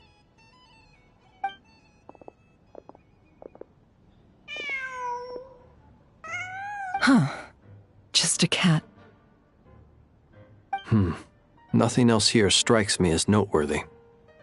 Didn't you stay here for a couple of nights once? Before Rerir showed himself, yes. It's also where the Traveler and I first met.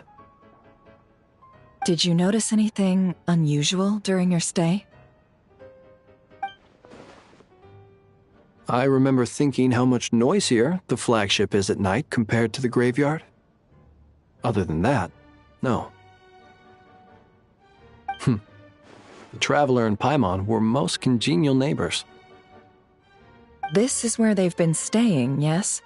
Over here? That's right. I wouldn't usually condone breaking and entering, but we can make it up to them later. Focus now. I have to write a message on the wall using Kuvaki, just like I said on Moon Prayer Night. Simply open your windows on nights when the moon shines bright, and the moonlight will naturally flow towards the words I have written. Here goes. I'll need to carefully control my strength.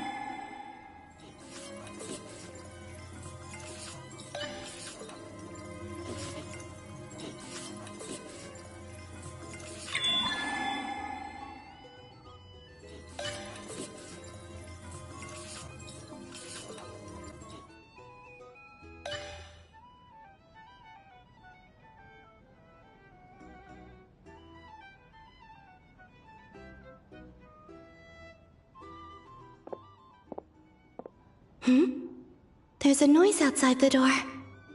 Is he back?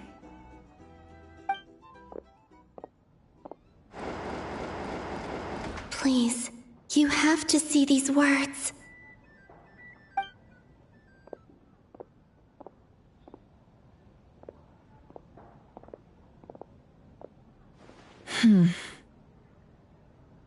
Well, do you sense anything? Unfortunately, no. And this place was our last chance. Not necessarily. We've only looked in Nasha Town so far. Miss Columbina said she would leave messages at her friends' dwellings. It's still worth checking where Miss Lauma lives and where I live. Let's try and make some time to look into those then. Wait. What are you waiting for?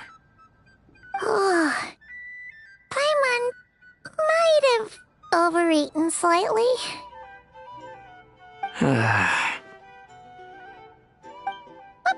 What's that look for?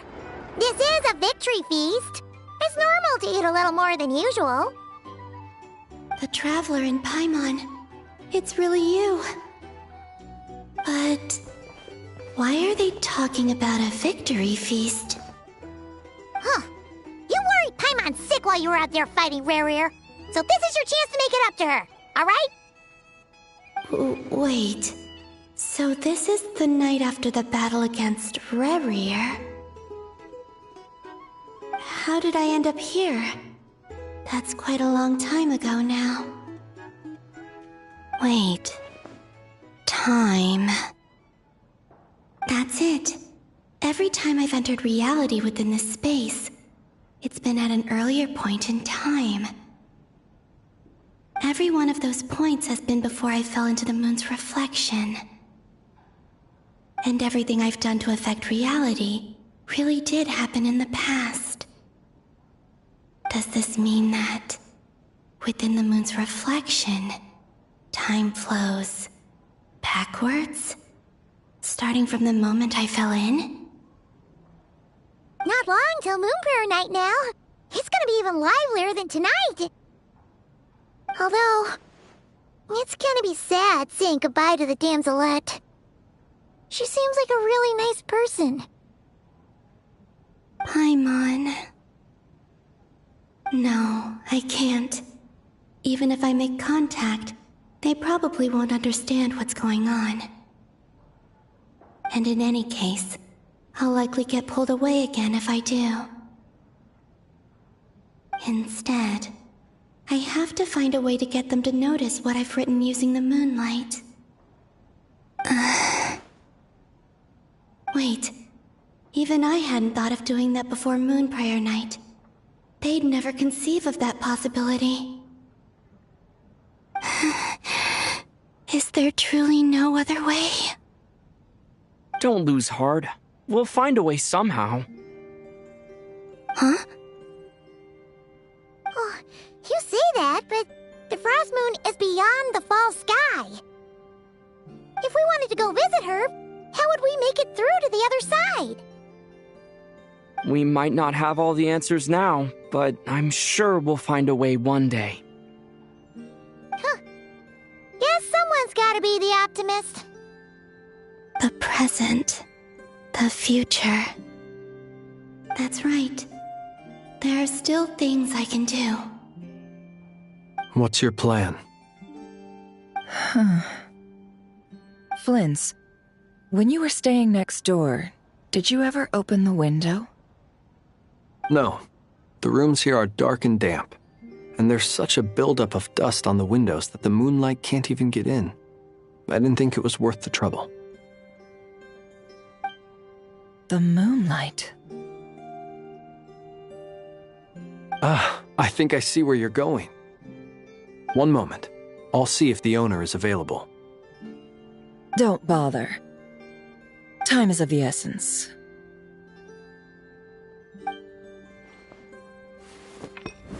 Time. Even if no one sees what I've written at this moment, maybe someone will remember what I said after Moon Prayer Night. I need to write down as much information as I can. And maybe one day...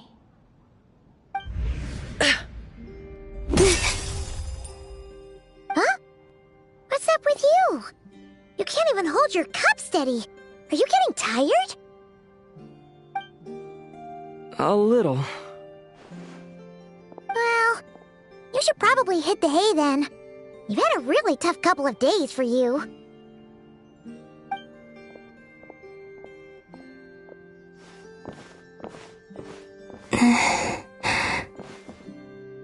You truly have. You helped defeat Rare, helped me reclaim my name, and you helped the others organize Moon Prayer Night. Wherever you are right now, I'm sure you're still fighting against the injustices of fate. This is all I can leave for them. How I wish I could stay here.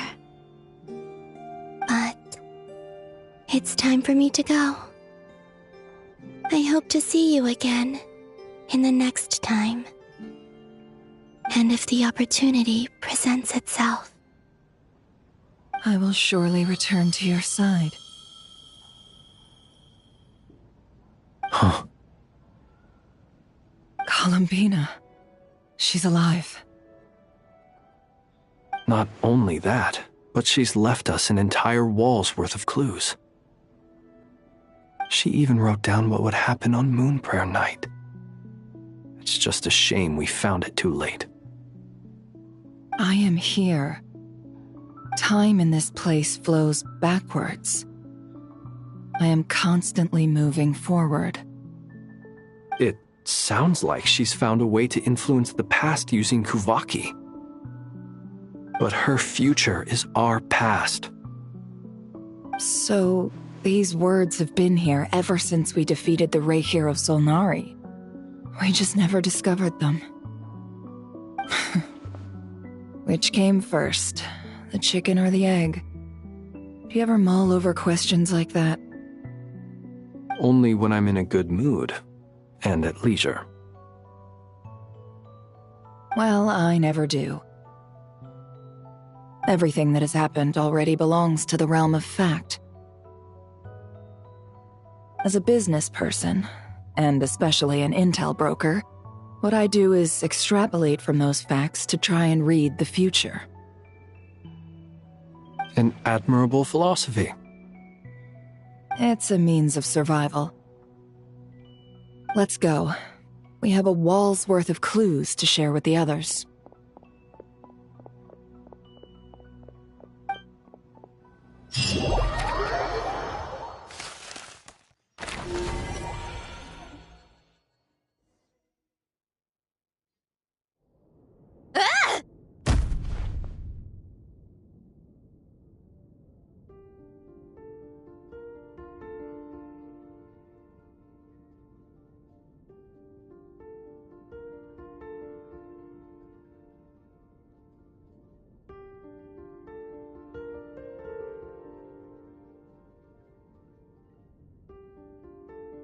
It appears that the doctor's energy signature has changed to something similar to Kuvaki, but not like the Kuvaki we're used to.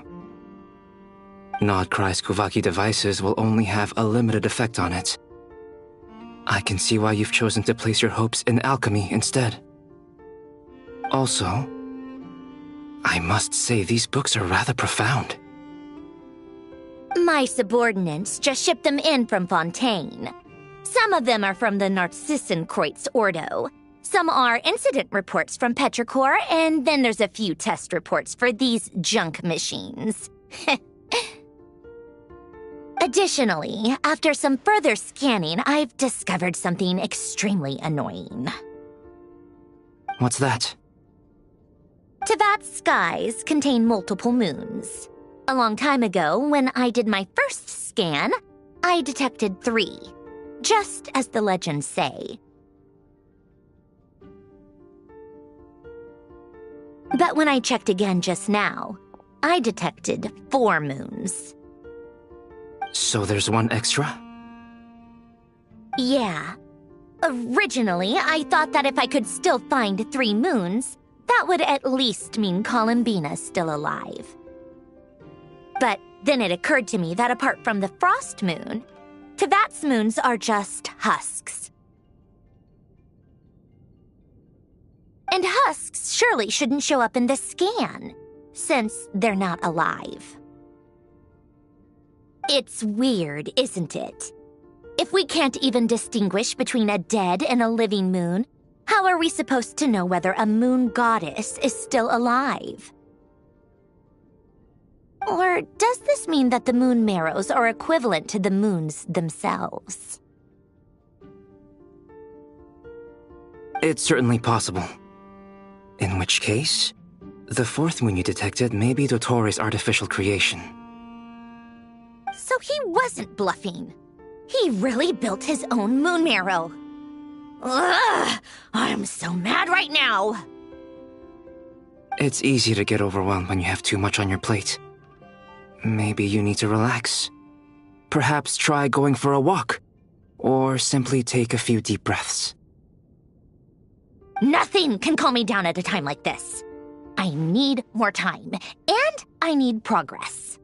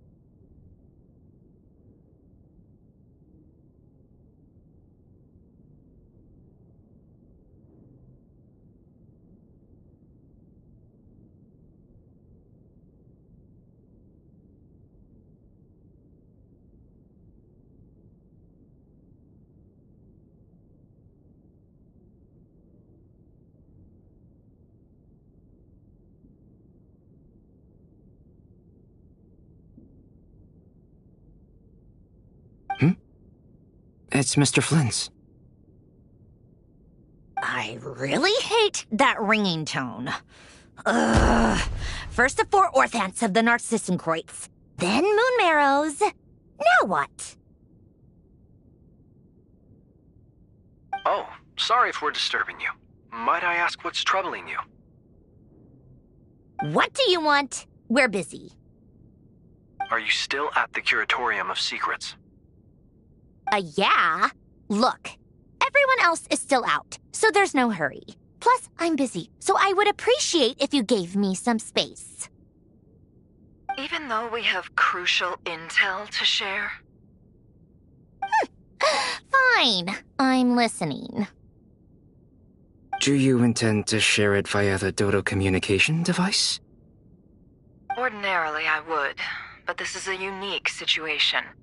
I think it's best that we discuss it in person. See you at the Curatorium.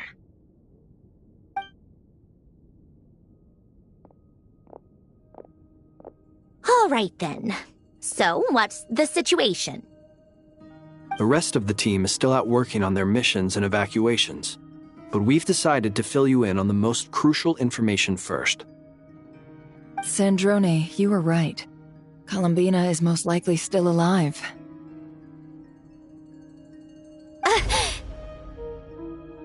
That's the best news we've received in a while, by a long way.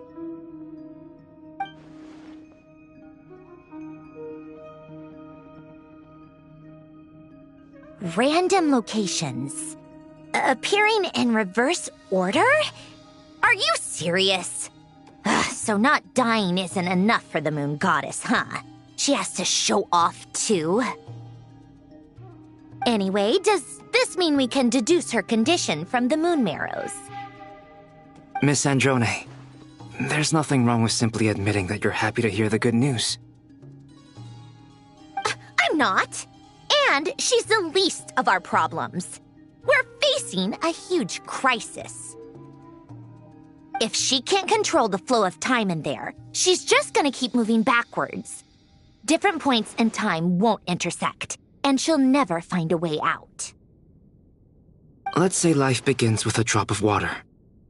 When did time begin? The moment this planet came into being? No, that's not right. Her final destination would be the moment at which the space she is in was created. But it doesn't seem like we can influence that space from the outside world. So how can we help her? Also, if she's alive, Rerir and Thelindis might be too. But as far as we know, neither of them have come back out. That space may not have an exit at all. I'm afraid I must concur with Miss Nefer in this. Can't exactly argue with that. Let's leave it there for now. I've taken notes on everything you said. Will it help with your research? I doubt it's gonna help with breaking Dottoro's energy fields. But who knows when it might come in handy. Better to have it all written down than try to remember everything when I need it. All right, I need to get back to my research.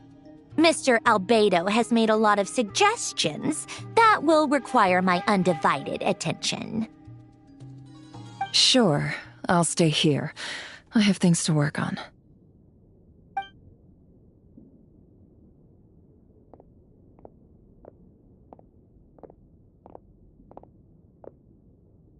Paimon, are you there? Oh, right. She went with Varka to Natlan, didn't she? Good thing we've moved her and the Traveler's luggage in here. Speaking of the Traveler, where could they be? There's a note from Paimon. Paimon here. Not in at the moment, but if anyone needs to borrow her stuff or the Travelers, go ahead and help yourself. Paimon won't be mad. Also, Traveler, if you get back before Paimon, make sure to get some rest. Paimon misses you a lot, but put your health first, all right? How sweet. Well, since you offered, Paimon, don't mind if I do. This is the Traveler and Paimon's luggage. All the items they use day to day are here. It's well organized. I wonder which of them is responsible for that. What do we have here?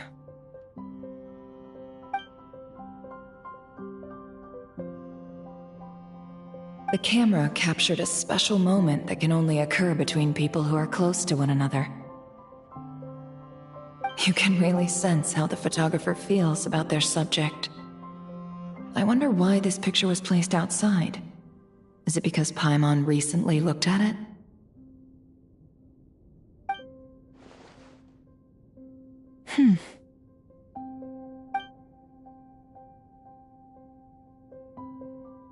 This must belong to the Traveler. Perfect. I'll use this.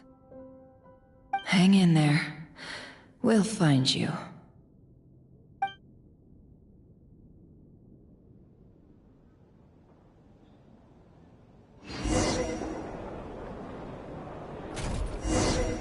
Polonia. Search keyword world formula and bring me all relevant books.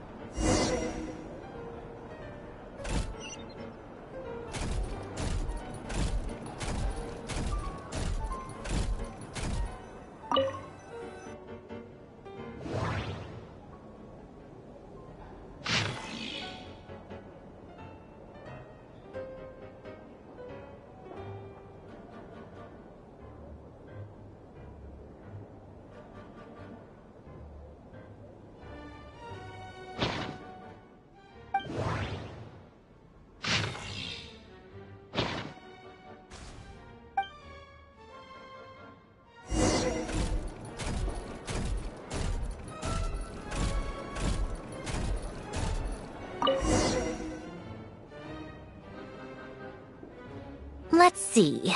This one is on Tonki's sermon dictation concerning the apocalypse. I believe that the correct term for this is Fortuna. This was an ancient Romorian technology, a wisdom unparalleled. I never imagined that Romorian ideas would be so similar to the diagram I have named, the world formula. This is strong evidence that human civilization should gradually shed possibilities as it continues to explore and evolve. The end of humankind may well be upon us right now. The sparks of civilization shall run out, unless we consider introducing variables from outside the system. Variables? Surely that can only mean one thing. Descenders? Dottore likely captured the Traveler because of his Descender status. But the Three Moons' authority comes from the world itself. Why would Dottore need anything beyond that? Where does this variable factor in? The world formula calculates the fate of an entire world. Introducing a variable would therefore give us...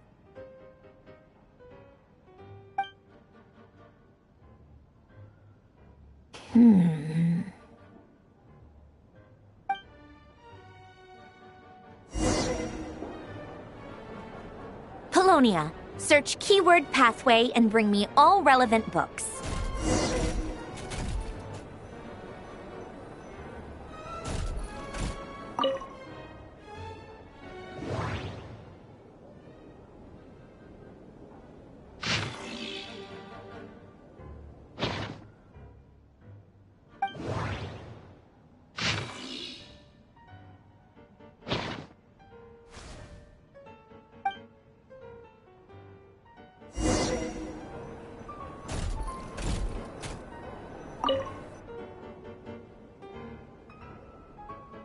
Otonki Sermon Dictation.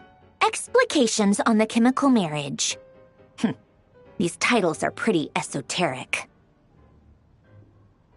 Observe and compute the pathway displayed in the guidance diagram. Deconstructing and reversing its effects could generate potential ideas. So, it's one of Renee's draft lectures. Deconstructing the pathway. I suppose that could lead to a breakthrough.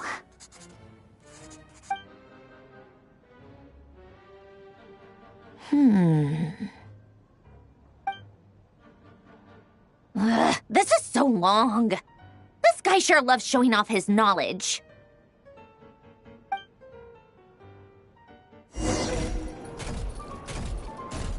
Polonia, search keyword tree model and bring me all relevant books.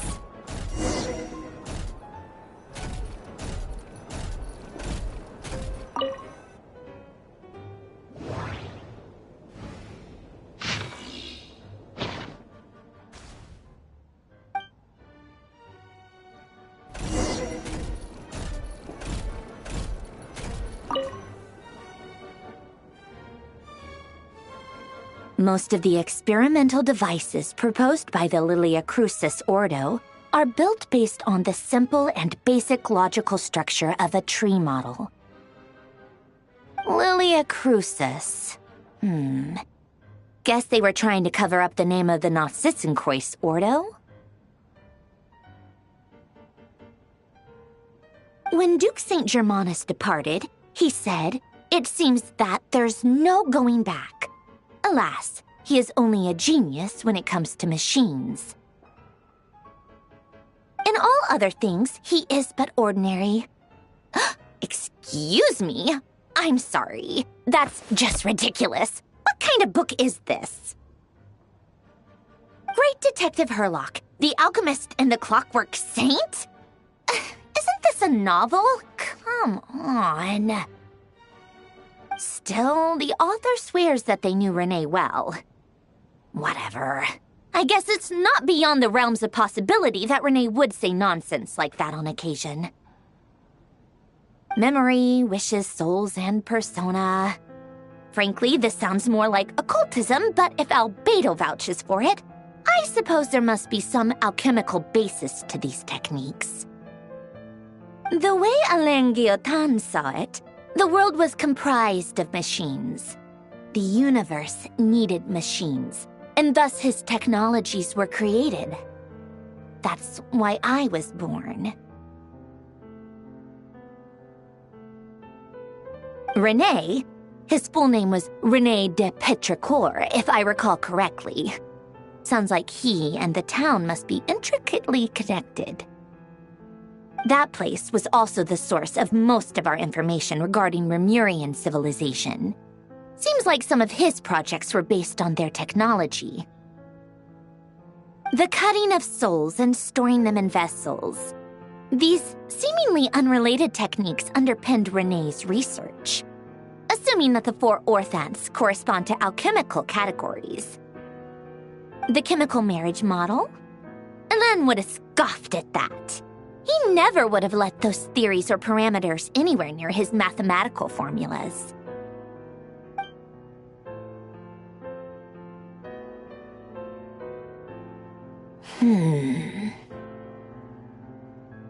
What was Elan's view on Renee? I know he mentioned the name, albeit very rarely. Oh, now I remember. Elan's old notes are here too. They mentioned Renee once. Renee seemed most out of sorts when he spoke to me. A lack of sweet foods has dulled his mind, I should think. Either way, his words are not to be believed. Yep, that sounds like Elan. My subordinates actually did a half-decent job digging out all these materials.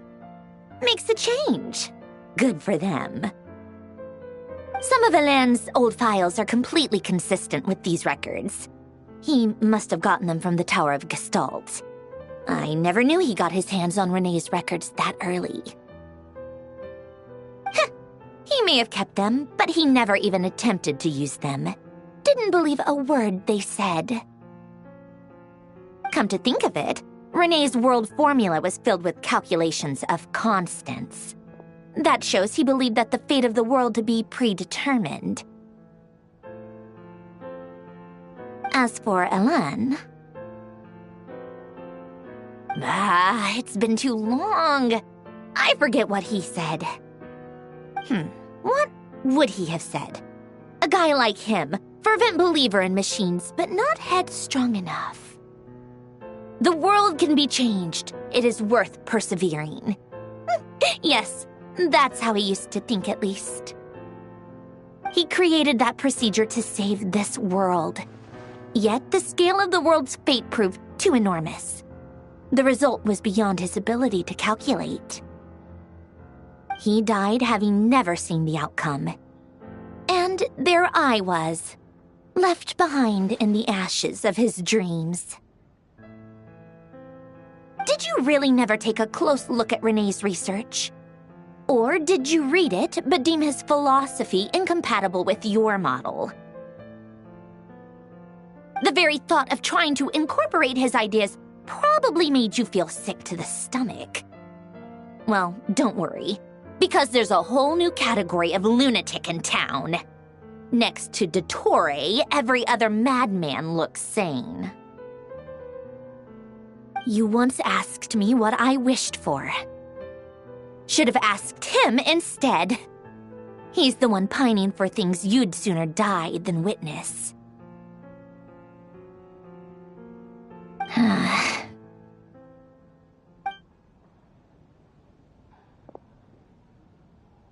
Even the tiniest variable can make big waves in the present.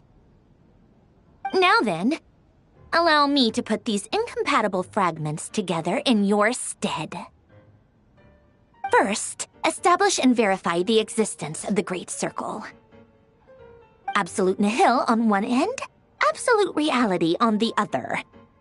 Now, search between these two extremes. Then, the construction criteria. Variables. The sparks of civilization shall run out unless we consider introducing variables from outside the system. Input variables. Traverse the world, space-time, and civilization. Then extract the essential nodes from the records to determine which variables they point to.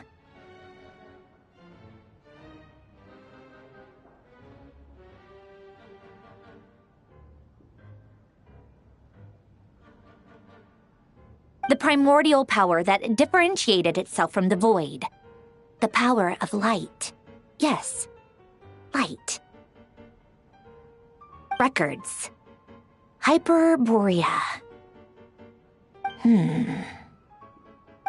This is so horrendously complicated. After all that, I'm still missing a few variables. I need to think this through again. How do you think it looks, Polonia? Like the frenzied scrawlings of a madwoman? Fine, keep it to yourself. It's not like you can talk anyway.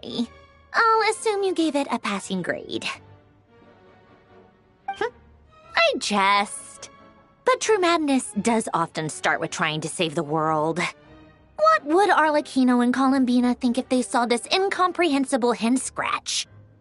They'd probably have me institutionalized. So would Rosaline. She's been dead for a while now. When I close my eyes and think back, I can still see her face. And that enormous dress she used to wear. Such a bizarre choice. What possessed her? Oh, and the clack-clack of those heels used to drive me insane. No one's asking me, obviously, but I hope you all know that I never wanted to save the world. I'm not crazy. I don't have delusional ambitions, and that's a clinical fact. The world needs a solution, but I don't need the world's validation. It's the world begging me for answers, not the other way around.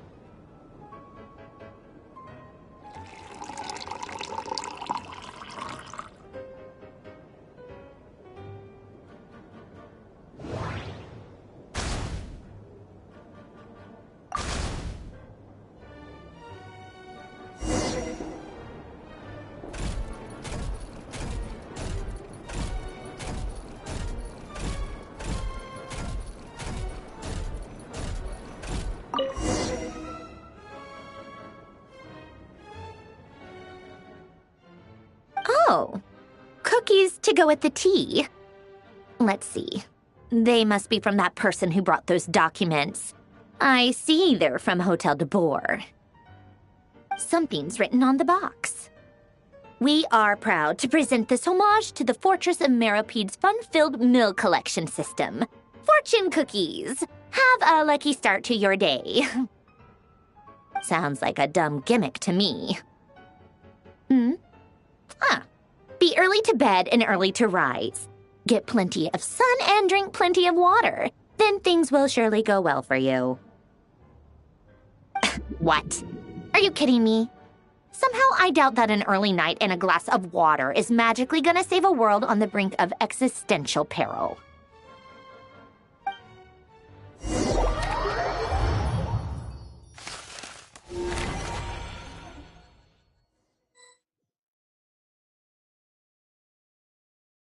Lady Arlecchino, word has reached us that Lady Marionette's troops are all in position. They are ready to act as soon as the order is given.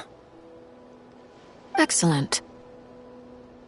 The only thing is, they are fewer in number than we expected. It looks like many of them must have lost their lives at the hand of the monsters released by the Doctor. Can't be helped. Allow them to join our ranks and keep in contact. As you wish.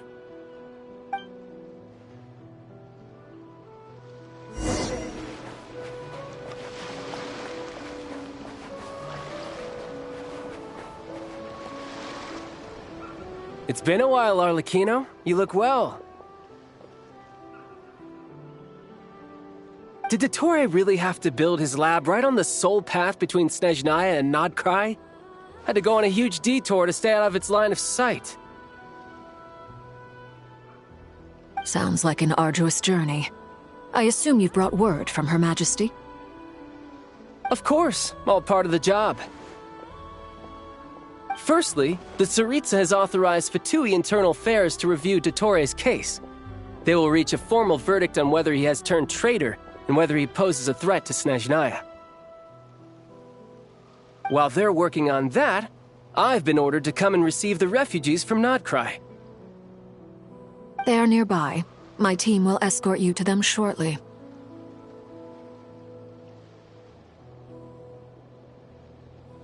Great. Aside from that, Her Majesty has a message for you and Sandrone personally. Huh? Where is Sandrone? She stayed behind to work since I was making the trip anyway.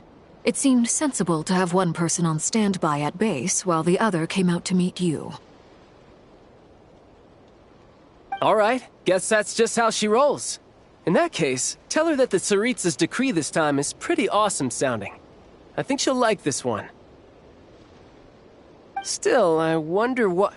Wait, what's that? Did one of our troops turn into a monster? Take him out.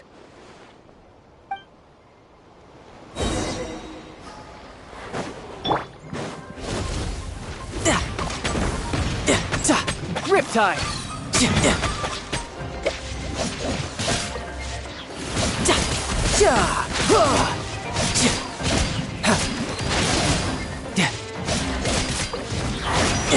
Witness my rise!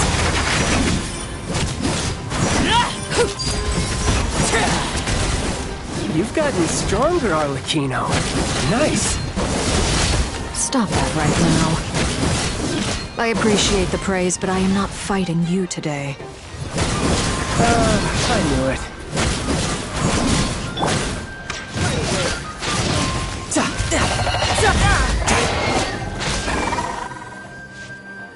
I can't believe it. He was a living, breathing human one moment, and the next... Another fine piece of work by our dear colleague, I'm afraid. What in the world has been going on in Nodcry? A lot. But long story short, Dottore stole 2 moon marrows that should have belonged to Columbina, then built a 3rd moon marrow of his own to concentrate the Trilunar Authority in his hands. What? What do you mean he built a moon marrow? People build roads and houses, not moon marrows. What's his next DIY project? He's gonna build a god? You could stand to be less surprised. We are harbingers. The work we are engaged in makes the creation of gods seem mundane by comparison. I tell everyone who asks that you once crossed swords with Rex Lapis while serving as a key supporter for Rosaline's plan. But right now, you're acting like a common adventurer. Thanks for speaking up for me. Those 2 really took me for a ride back then. Then again, surely no common adventurer would manage to get tangled up with them the way I did. That's gotta count in my favor, right? It almost sounds like you wish to repeat the experience. I might have to lower my opinion of you. No. I'll stop talking. Please, go on. Dottore is currently still experimenting with his newfound power in ways that continue to corrode the outside world. As for the human mutation, I believe this is simply a consequence of his experiments, and not a strategic move. That radiant beast was once a subordinate of Sandrone's. I suspect he was only allowed to live so that he could become an experimental subject. Also, those of us who fought Dottore have been afflicted with a curse. As such, I cannot leave Nodcry. This is so much worse than I thought. No wonder Her Majesty's decree is so extreme. While these exceptional circumstances persist, the Harbingers are hereby authorized to use unilateral executive powers. Should Dottore pose a threat, Arlecchino and Sandrone are permitted to eliminate him. My thanks to Her Majesty. We'll pass these good tidings on to Sandrone. Her Majesty has also declared that she will refrain from launching an attack on the now evacuated Nodcry due to the presence of unretrieved research material. A wise decision. By the way, how's my old partner doing? I'm assuming they're with you? Partner? You mean the Traveler? I'm afraid I have bad news. He was captured after our failed assault in Dottore's lab. His whereabouts are currently unknown. What? Why? Since when does Dottore have a bone to pick with him? That is indeed the question. I'm not sure he does. He must have some other goal in mind. This won't do. I have to rescue him. You can't. We have no idea where the Traveler is. What am I supposed to do then? Stand here twiddling my thumbs? Sandrone is working on it. The best thing you can do right now is complete your mission. Fine. I guess I'll leave this to you then. One last thing. Tell the Rooster to get the message out to the gods and citizens of every nation in Teyvat. Beware. An uncontrollable pollution is spreading forth from Nodcry. The source of that pollution is a madman drunk on the success of his experiments. The Fatui and our allies will endeavor to contain the threat. However, if Nodcry falls, things are likely to escalate. Considering Dottore is one of our own, all Fatui stationed in Nodcry consider it our duty to stay and fight him to the bitter end. Whatever the cost. Hey, don't be too pessimistic. If it comes to it, I'm sure Her Majesty won't stand by and do nothing. I hope you're right.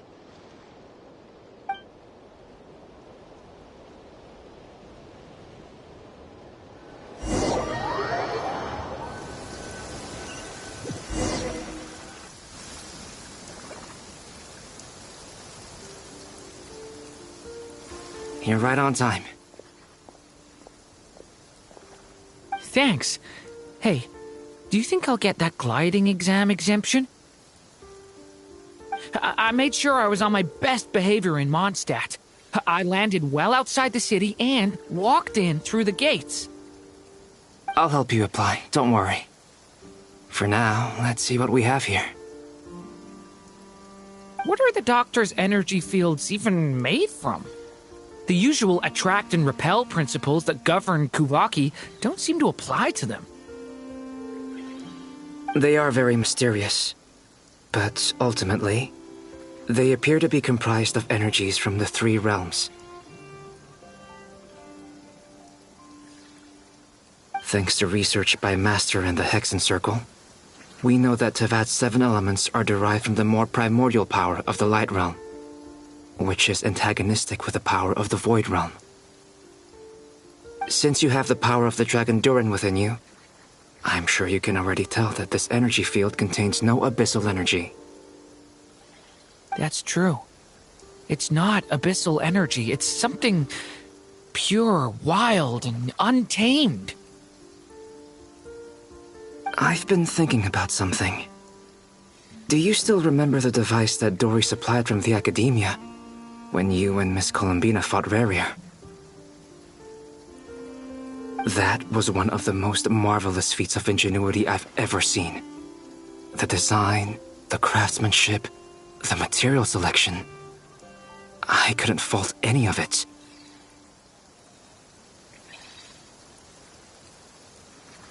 Not to mention the operating principles. Surely the most ingenious feature of all. Dory didn't go into detail on how it functions, but I have a working theory. The clue was that Miss Columbina was somehow able to use the pyro energy that you provided, despite the fact that, as a moon goddess, she should only be able to use light realm energy in principle.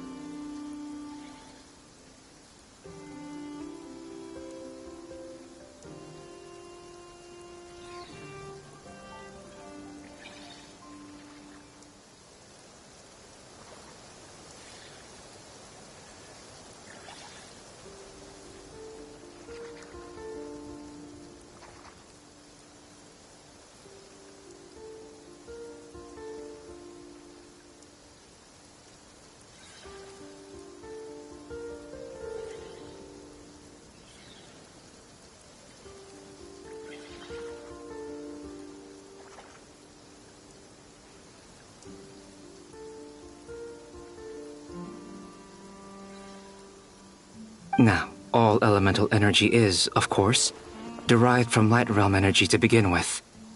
Hence, I suspect that the device works by restoring elemental energy to its original state.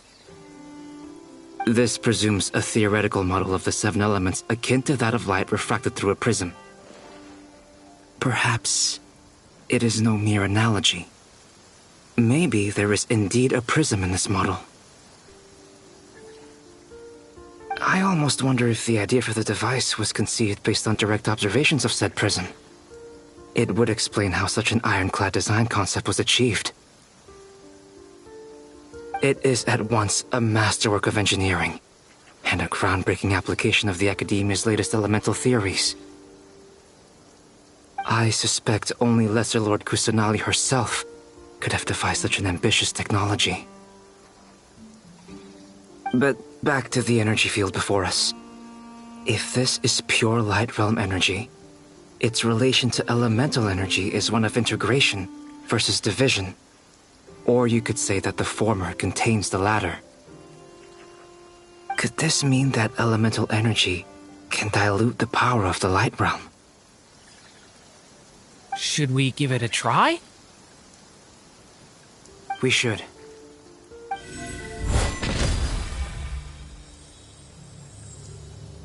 Ha! It works!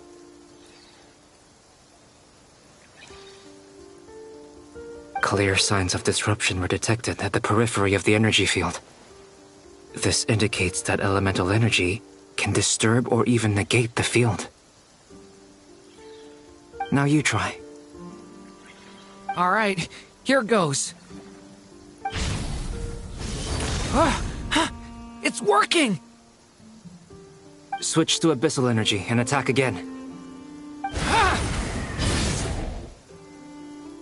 No surprises there.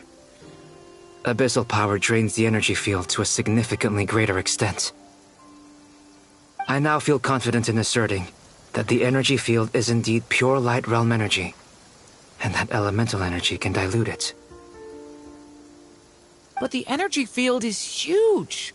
How much elemental energy will it take to neutralize it? We don't have to neutralize it completely. We can try other approaches. That's all for theory. Would you like to continue watching? So you knew I was here. Huh? When did you get here? A while ago. But Albedo sounded like he was working on his thesis defense back there. Back in Sumeru. You can end a person's whole career by interrupting them mid-speech. Very thoughtful of you. I'm truly touched. Could I ask you to lend me a hand? With what? A little test. Try using Anima to unleash a concentrated assault with circular blades, with the goal of breaking through at a singular point. Nice! This time it tore through the field. Tremendous. This is a major breakthrough. Should we go through? We probably shouldn't risk having mutually antagonistic energies in such close proximity. Durin, you stay here and watch the entrance. Hat Guy and I will go in to investigate. Sounds sensible to me. Keep your eyes peeled, Durin. Don't worry, I got this. You two be careful in there. Just give me the signal if you need help and I'll dive right in. What do you mean, signal? It's based on a new alchemical concoction I developed last month. When 2 bottles of it are smashed on the ground together, they emit a blinding burst of light. If it comes to that, remember to shield your eyes with your hat. Glad I asked. Thanks for the heads up.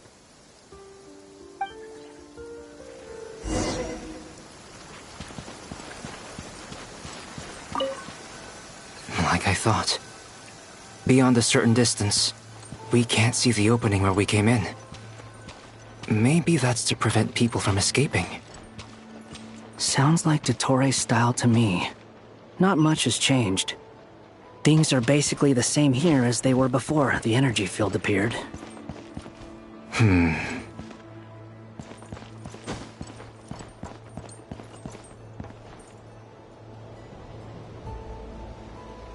They have no heartbeat and they're not breathing. We can only assume they're dead. But there are no visible wounds. Also, there's an animal squatting next to each body. It's watching us. That's not an animal's gaze. What are you trying to tell us? Doesn't seem eager to talk. I guess maybe it's just an animal after all.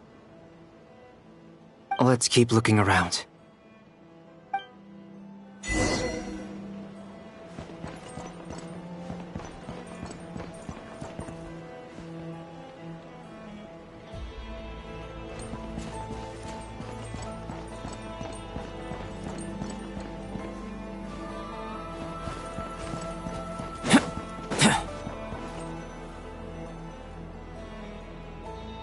Same situation everywhere.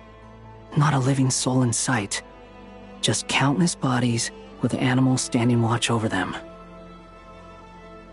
Well, I think we can safely rule out the possibility that they're all pets. Is skirting around the topic your way of showing consideration for other people's feelings? Just being cautious. I don't doubt that you can handle the truth.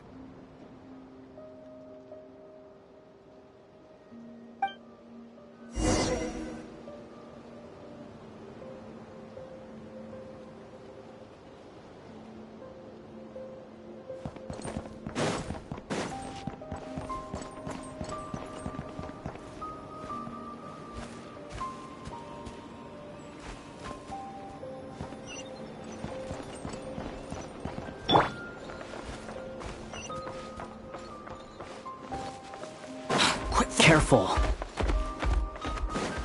Please. Help us. Please. Over there. I hear a voice.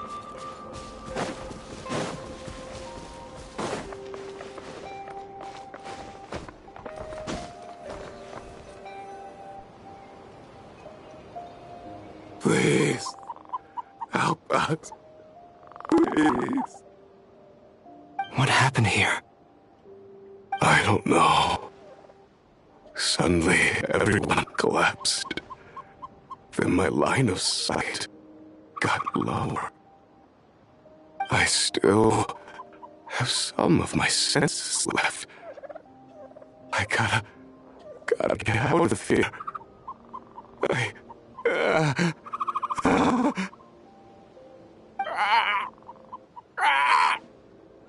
It looks like there's a huge experiment going on inside this energy field. Maybe each energy field is its own giant experiment. Vile. He's swapping human minds with those of animals. Even without the other circumstances, this would be an extremely radical experiment. Those people may have lost their sense of selves, but they are not fully animals either. If they were, they would have left. But instead, their instincts are driving them to remain by their dead bodies. We should go. No sense in sticking around here longer than we need to. Agreed.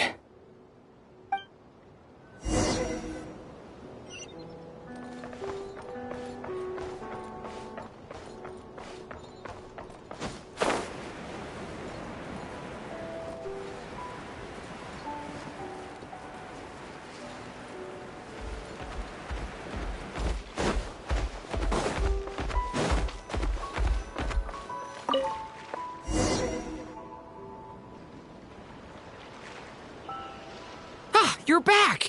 Everything okay? We saw some things that take a strong stomach. Otherwise, we're fine. We should share our findings with the others.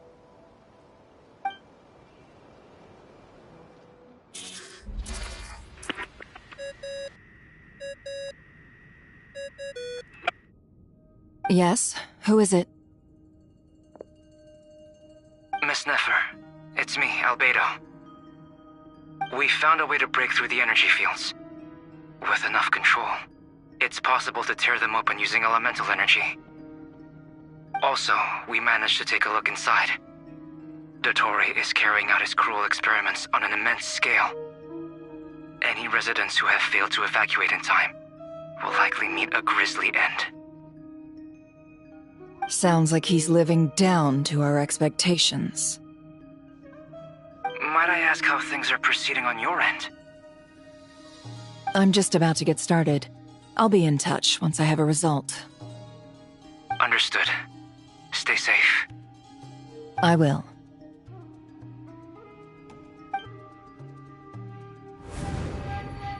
Well, Nefer, I'll link up with you once my tasks are complete. What makes you think I'd need you to do that? I'll need it. And considering the way you approach certain matters, I think you'll be better off with me present.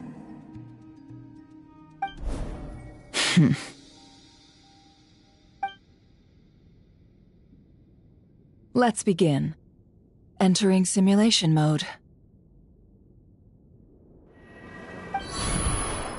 A vast wasteland. Is this the Traveler's inner world? I was expecting something more vibrant, to be honest. Wait, someone's there. What are you looking at? In that case, I'll look at it with you. I want to know all about everything you've seen and experienced. Is there somewhere I should return to? Or should I stay here and be the hero everyone says I am? I don't dislike my current life. Roaming the land, fighting battles, accomplishing missions, earning a living, looking after Paimon. It's not so bad. I guess the only thing that's missing is that you're not here with me. This is the conscious layer, which contains a person's true feelings. It is filled with both longing and kindness. I suppose anyone who lives long enough ends up wishing for someone who can't be there. Maybe it's the only way we can feel truly alive. Time to delve a little deeper.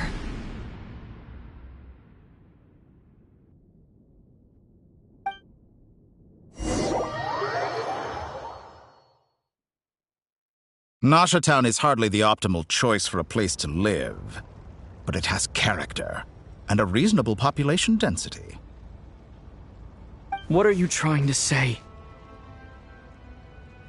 Oh, don't be nervous. I was just thinking where might make a good starting point for your journey. Perhaps I should send you further afield. Conria, perhaps. Conria ceased to exist long ago. Once again, you fail to understand the possibilities that the Tri-Lune creates. Anything that has existed in the past, I can now recreate. You simply do not wish to see that happen. That might be because you miss your sibling and fear getting answers that you are not ready to learn. But this is not for me to judge. If we are to collaborate, we need to maintain an amicable relationship. In a moment, you will be able to... Oh no.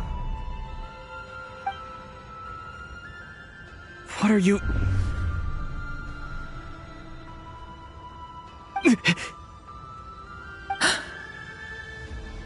What are you gonna do? Don't move. Something unwanted has crept into... Oh? Gone as quickly as it came.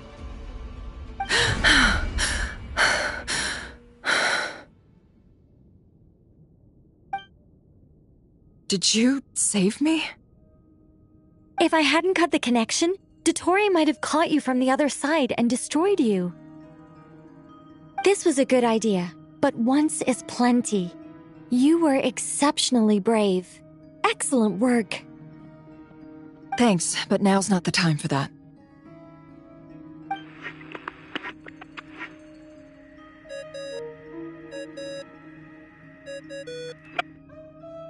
Albedo speaking. I think I know where he is. What is this endless darkness? I can't see anything, even though my eyes are wide open. But why? What happened? Ah, sorry about that.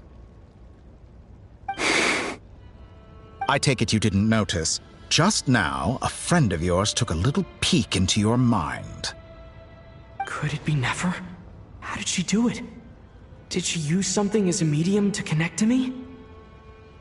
Do you think she's aware of your current circumstances?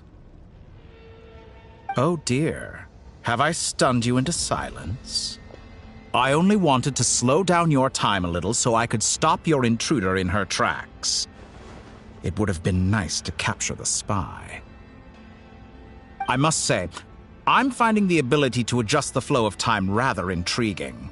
The moment you closed your eyes, time seemed to grow impossibly viscous, didn't it?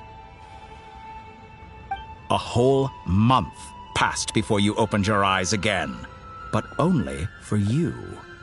No one else was affected. I dare say this is something only a god can achieve. Point taken. You've proven once again that you have god-tier powers. Oh, you misunderstand. This wasn't about proving a point. I was testing things out. I find I learn best by doing, and I have to admit, time is not the easiest dimension to control. I only wanted to make you sleep for a short while, but it ended up lasting a whole month. Clearly some finesse is required to wield the authority over time as I wish. I hope you're not angry with me. It was only a month's discrepancy, nothing too serious. Had I been off by a year, a decade, or even a century, that would have been quite a different story. You could have frozen me for millions of years. So much for collaboration. You aren't showing much sincerity. Millions of years? To what end? I wonder if you don't understand humans all that well. They are very pragmatic creatures who understand only that which they can perceive with their senses. If I had you sit here for a week, I imagine people might sympathize. But if I left you here for 100, 1,000, or 10,000 years, the sheer size of that number would cause it to lose all meaning to them. They would not have the capacity to comprehend your suffering, and thus they could not empathize. Unfortunately, while gods do exist in Tevat, it is ordinary humans that account for most of the population. Their lifespans are so limited, their bodies so fragile. Did you ever really hope that they could begin to understand someone like you? Your long life and unique origins make you fundamentally different from them. How long will it be before they start to treat you like the alien you are? Before you are ostracized, outcast? Alien? Even I feel bad for you sometimes. This world has made you into a slave. So many times you have served its will, and not once have the powers that be ever thought to grant you the one simple thing you wish for. You have been treated most unfairly. I can change that.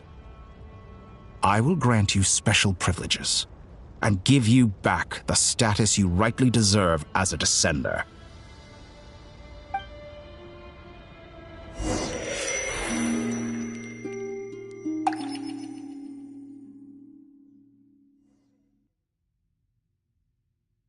I've entered the past 3 times at this point, but I still have so many questions.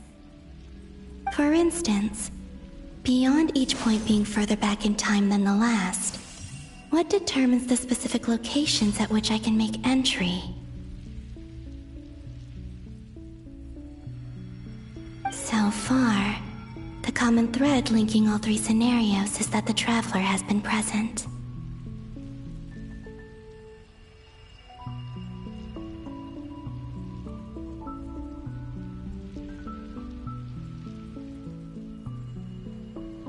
But it's more than that. I know I sensed something familiar around him. What was it?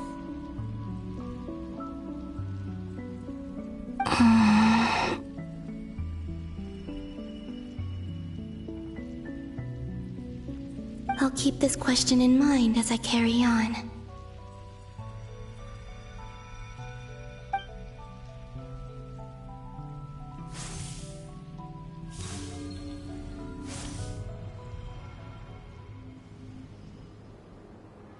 Humans, you never change. Always trying to use powers you neither comprehend nor control. This looks like Star Sand Shoal. Was this before Rerir regained his physical form?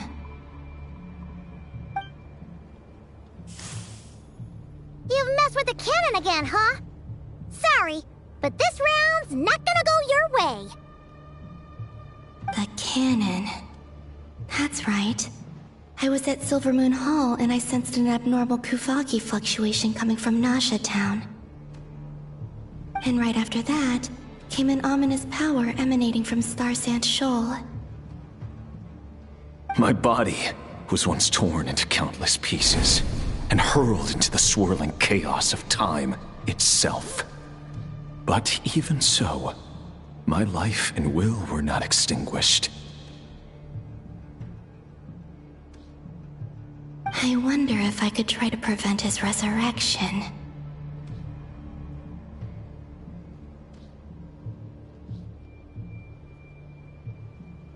But how would I do it? What can I do, here and now?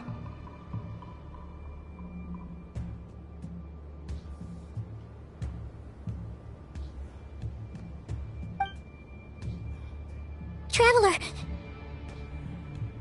Behind you! Look at that light! No, I won't make it in time. He's using the Kuvaki shield, like I taught him. Is he going to use it to block the cannon's beam?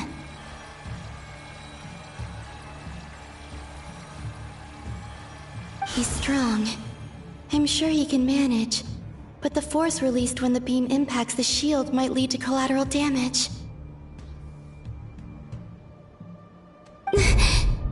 Easy Island. The Frost Moon Scions will be exposed to lethal levels of Kuvaki. A question, if I may, kind Miss Columbina. When the cannon's Kuvaki beam was deflected earlier, I saw several bolts of energy streak toward Hisi Island, only to be blocked. Did you also have a hand in that? Maybe that really was me after all. Well, future me. But I don't know if I have enough power left. Siki sato pasa sax, niti ipotofutos. There's no time. Osestikos paratin tiran to risuriku, to pir to aithion feraton. I have to make it. Oh, Frost Moon. Oh, great land. Oh, slumbering moonlight of Nodcry. If you can hear me, if you can sense my call, then please, heed me once more!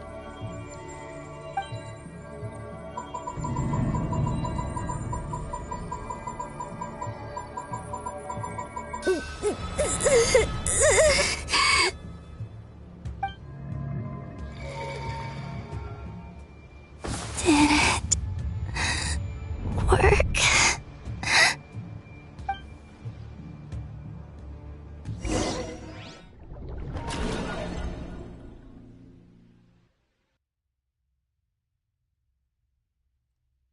Hey, wake up. Hey, did you hear me? Bambina! I said wake up! Now!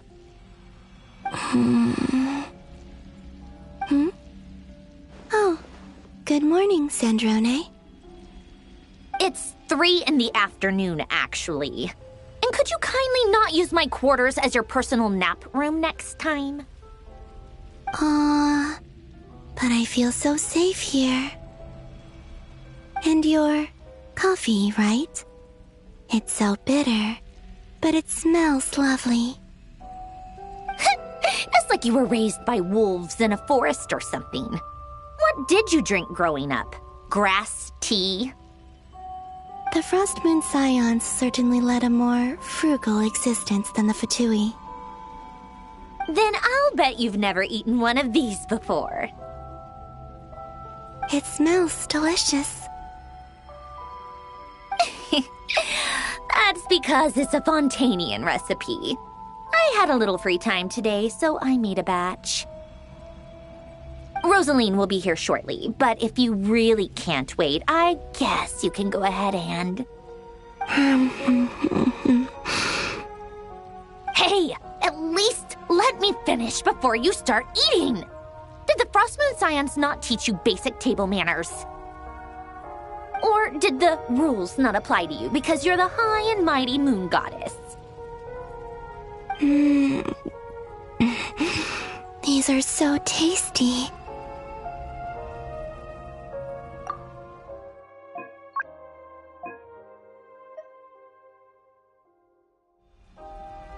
Of course they are. I made them. I was worried they might contain traces of machine oil. What?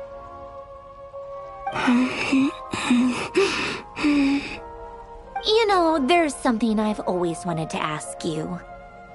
Why did you leave your old home and join the Fatui? I mean, I'm sure their food was awful. But there's gotta be more to it than that. Well, life there didn't go quite how I imagined. What were you expecting? You're a god. Your followers are gonna make some demands of you, right? Surely you can just answer a few prayers here and there in return for the free food and drink. How bad can it be? Well, would you help other people just for free food and drink?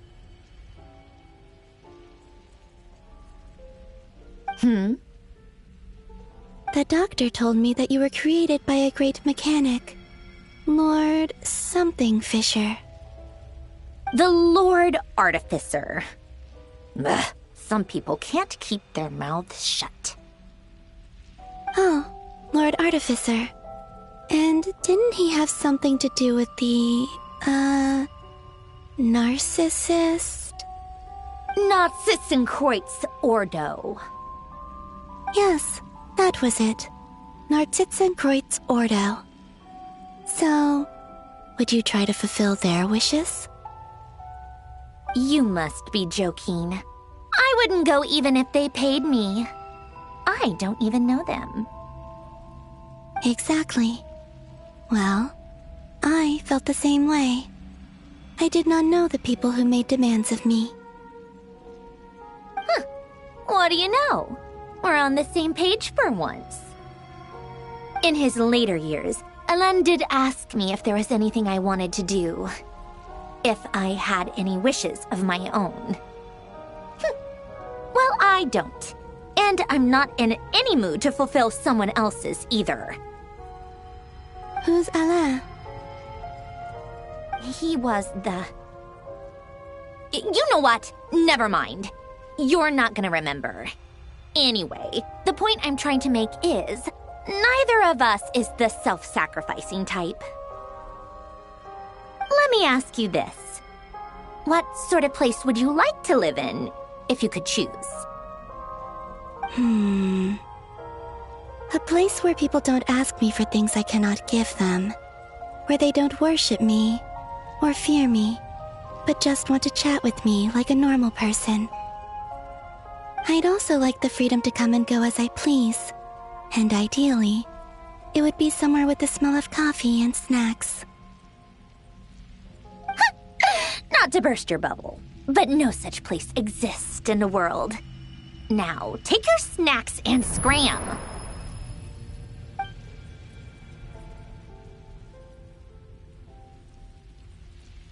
Did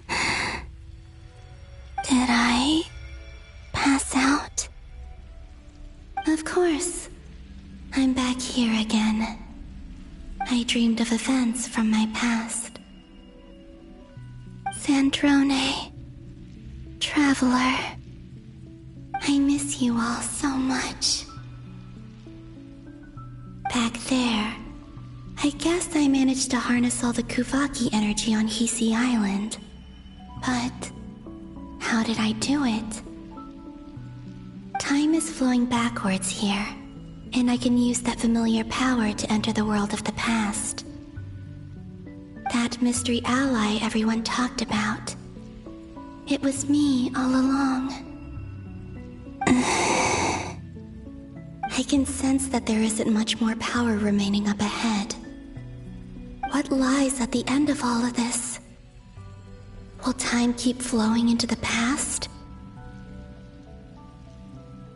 And will I ever find my way back?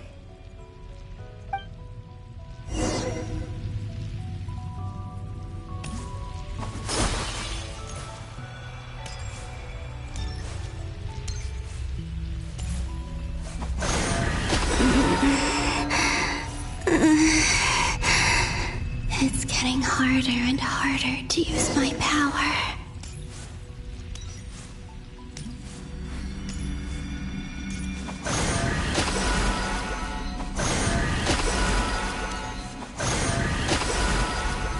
I'm no match for the Abyss in this state.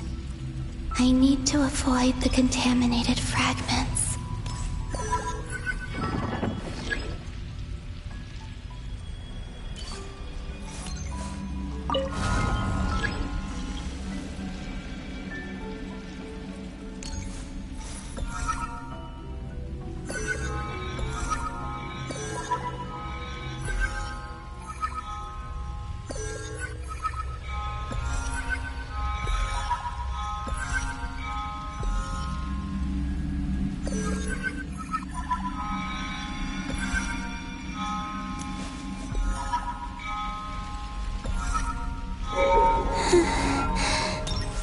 Time to go.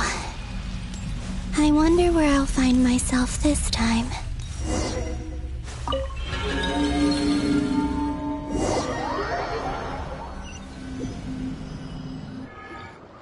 The Final Night Cemetery.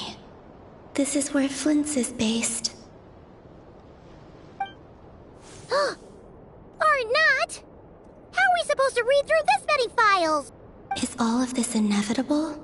Is inevitable? Or am I the one making these decisions?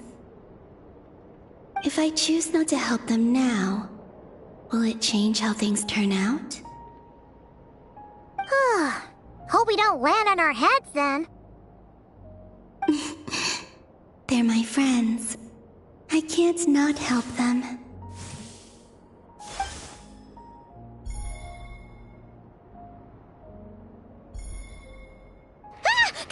Ghost!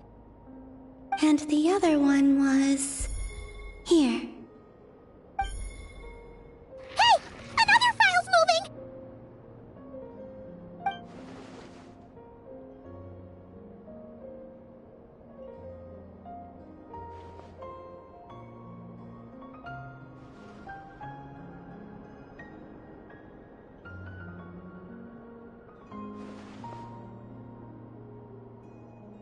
That should do it. Luanatar? You can sense my presence? Wait!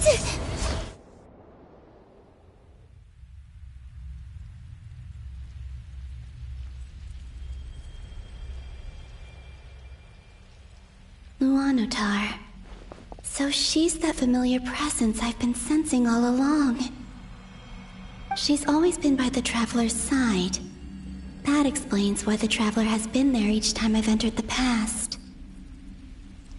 But why Luanatar? Is it because she has a connection to me as the moon goddess's familiar? If so, why not any other Kuhenki? That's...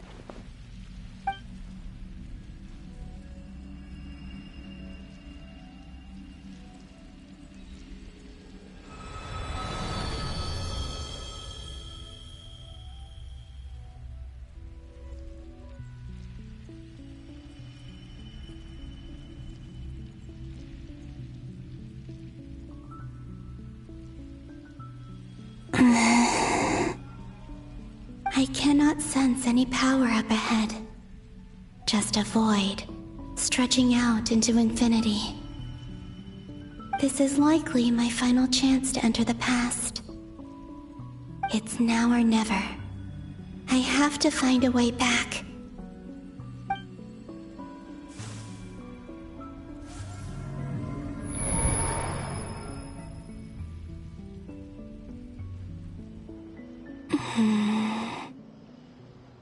Easy Island?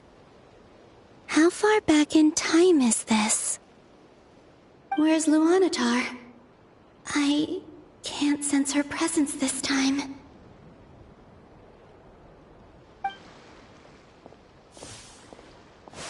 Oh, seeing Anafa and Aino reunited like that sure was heartwarming.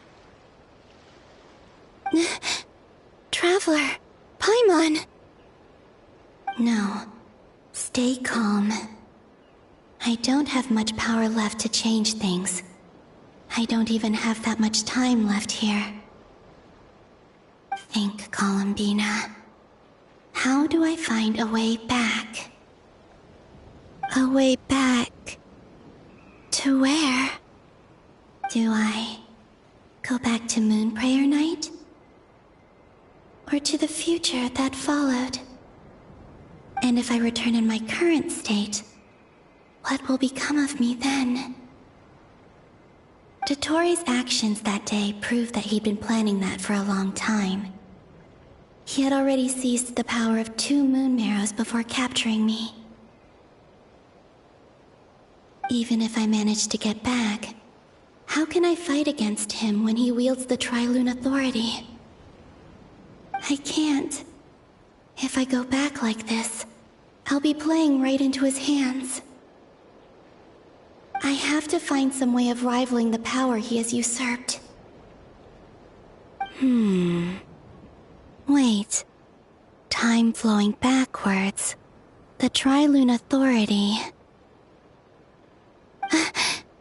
Does that mean... I think I know what the final destination of this lunar reflection might be. I know what I must do. Speaking of homes, we must already be close to where the Frost Moon Scions live. The vibe here feels different, just like the scenery. But how do I communicate my plan to my friends? Should I write it down here? No, someone else will see it. I need something with a close connection to me. Something I can use as a medium to tell them what's happened to me in here.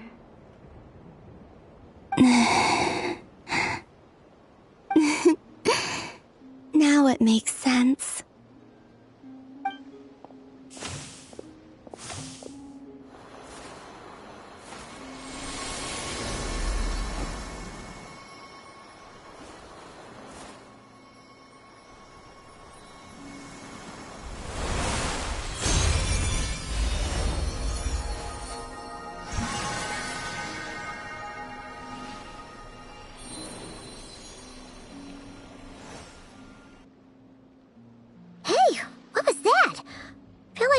Sort of breeze blew by, and then the petals suddenly turned into... Huh? It was I who brought Luanatar into being. I gave up a piece of my own soul to create her. That's why I could sense a familiar power from the moment I entered this space. It also explains why she's been present in every past location that I've entered. Because we have a deep connection.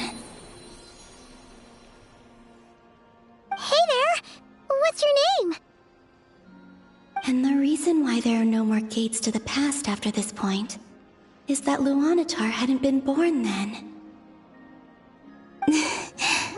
No wonder I sensed the trace of a blessing when we first met, but I still didn't recognize the soul hidden within you. Back then, I was just a little lost dove. I had yet to become Columbina Hyposelenia. Go on now. We've got stuff to do. Best you find someone else to hang out with. Hey, you scared it off. I'll be counting on you. Remember to stay by the traveler's side, guide him, and help him in my stead. Oh, and bring him to the garden where the moon prayer blossoms grow.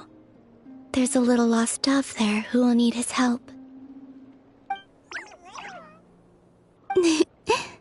Go on. You too. Go and live your story. As for mine must go in a different direction.